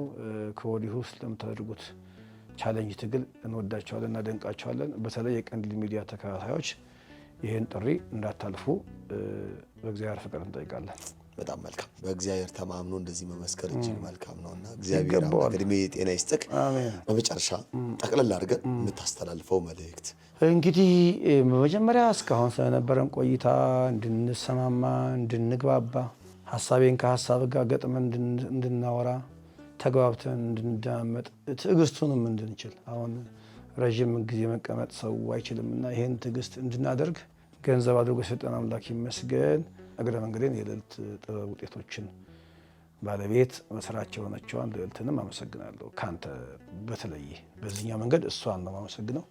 ልዕልት ውጤቶችን ልብስ መልበስ የኔ አመታዊ ግዴታ ሆኗል። እያመሰገንኩ ጭምር ነው። በተረፈ ግን የማይታለፈውን የሰሞኑ ደስታ ወደኛ ይመጣ ዘንድ የአንበሳውን ድርሻ የወሰዱት ወንድማችን ልጃችን ፈጣኑ ትንታጉ የንግግር ክህሎት ያለው ልጃችን አዶናይን እና ቤተሰቦችን በሙሉ እጅግ ምስጋና አለኝ። ባለበት ሰላም ይብዛለት። ላደረገው ነገርም አሁንም በይፋ ምስጋና ይድረስልኝ። የስማይል ስፔሻሊቲ ክሊኒክ ዋና ባለቤት መስራች ዶክተር ሰላም ባለቤቷ እንድይንና እንዲያውም ደግሞ ላስፋው በህዝብ ግንኙነት በኩል እና የማርኬቲንግ ስራ የምታስኬድ የነበረችውም እህት ናርዶስም ወንድሟም ግርማ የሚባለውንም እንዲህ በግል ማቃቸው በጥርስ እጥበት ጊዜ ደግሞ እንዲሁ እያከናወኑ የነበሩትን ዶክተር የትምጌታን እና ደግሞ ከስር ደግሞ ትሳተፍ የነበረችውን ሲስተር በአምላክን አጠቃላይ የክሊኒኩን ባልደረቦች በብዙ ነገር እየደገፉ ደስ እንዲለኝ እያደረጉ የነበሩትንም እንዲሁ አመሰግናለሁ። ለደስታዬ መሳካት የየድርሻችሁን ያከናወናችሁ ስልካችሁን፣ ጊዜያችሁንና የአእምሮ ውጤታችሁን ይጠቀማችሁ እንደ ሚዲያ ባለሙያ ቲክቶከሮች ለምሳሌ እከሌ ስንል ጊዜ ስለሚወስድብን ቲክቶከሮችን እነጋ ደግሞ ዩቲዩበሮችም አጠቃላይ የሚዲያ ሰዎችም በአጠቃላይ ነው የምትመሰገኑት በእኔ ዘንድ። ምክንያቱም የዛ ሁሉ ጥምረት ነው ይህን ደስታ ያመጣው። የምስጋና ተካፋይ እንድትሆኑ እንደሆናችሁ ልገልጥ እወዳለሁ። በተረፈ እንግዲህ በስውር ለእኔ በጎ ነገር እንዲሆን የምትጸልዩም በጣም ለእኔ ብለሲንግ እጅግ ስልኬ ላይም ደክሞኛል እንደውም ማንሳት የሚገርም ፐርሰናል በሆኑ ጉዳይ የደወሉን ሰዎች እንኳን ደስ አለህ ያሉ በጣም እህቶች ወንድሞች አሉ። ግማሹም በእንባ ስሜት በደስታም ስሜት ብዙ አሉ። አባቶችን በግል የደወሉልኝ አባቶች አሉ። በተረፈ ደግሞ በዚያች በዕለተ ከትላንት በስቲያ ባደረግነው የእግዚአብሔር ቃል ተካፍለን ደግሞ ሰረገላይቷን በጥቂቱም ቢሆን ስመ እግዚአብሔር ይጠራባት ብለን ስናመጣ ጊዜያቸውን ሰውተው መጥተው ቃል እግዚአብሔር ላካፈሉን ለባረኩን አባቶችም እንዲሁ ምስጋና ይገባቸዋል። በአጠቃላይ እጅግ በጎ ሰዎች ስለሆናችሁ እኔን ሁሉ የምትወዱ ሰዎች እኔን ስላከበራችሁ ስለምትወዱኝ በጣም ነው ደስ የሚለኝ። እግዚአብሔር ደግሞ የሚወደኝ ሰው እንዳለ ለእኔ በጎ ሰው እንደሚያስብ እንዳለ ስላየሁም በጣም ደስ ብሎኛል። ከዚያ በተረፈ ግን ይህን ሁሉ እያደረገ ያለ የሚያደርግም ነገም ደግሞ የሚሰራ እግዚአብሔር የዓለማት ጌታ ፈጣሪያችን አምላካችን እግዚአብሔር ስሙ የተመሰገነ ይሁን። ሰዓታትን እየሰጠ ይኸው እንድናወራም አንደበት እየሰጠ እንዲህ ያልን እንድናመሽ ስላደረገ እሱን ምስጋናውን አብዝቶ ይውሰድ። ቀንዲል ሚዲያን በጣም በድጋሚ አመሰግናለሁ። ቀዳሚ ጸጋ ከዚህ በኋላ ያው እንደ ወንድምም እንደ ልጅም ትታዛለህ፣ ትሰራለህ። ከዚህ በኋላ የገብረሃንስ አገልጋይ እንደሆንክም ቃል ትገባለህ ብዬ አምናለሁ። በጣም ደስ ብሎኛል በዚህ ሁኔታ ስለተገናኘን። ምስጋና ለሚገባው ሁሉ ምስጋና እንዲቀርብ እፈልጋለሁ። የዚህ ሁሉ ምስጋና ባለቤት ግን ጌታ እሱ ስለሆነ እሱ ጠቅሎ ይወሰድ። መልካም። እግዚአብሔር ይስጥልን፣ እግዚአብሔር ያክብርልን።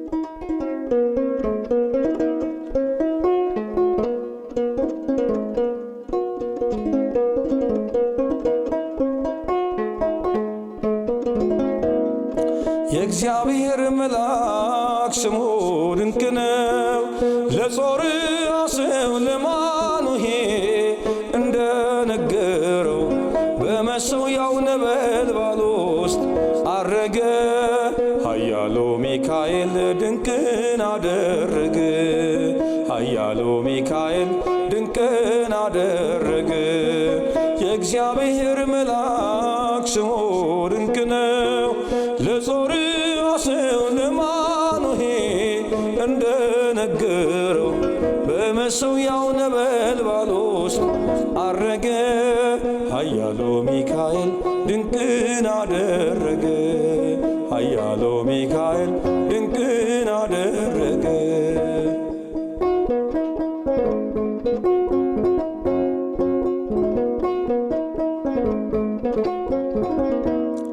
ከዳን ወገን የሆነ በእግዚአብሔር ያመነ ማኑሄ የሚባል ሰው የጌታ መልአክ ታየው። ሚስቱ መካን ነበረች ልጅንም ያልወለደች። ሚካኤል ተገልጦላት በዘር ፍሬ ባረካት። የእግዚአብሔር መልአክ ስሙ ድንቅ ነው። ለጾርዓ ሰው ለማኑሄ እንደነገረው በመሠዊያው ነበልባል ውስጥ አረገ ኃያሉ ሚካኤል ድንቅን አደረገ ኃያሉ ሚካኤል ድንቅን አደረገ።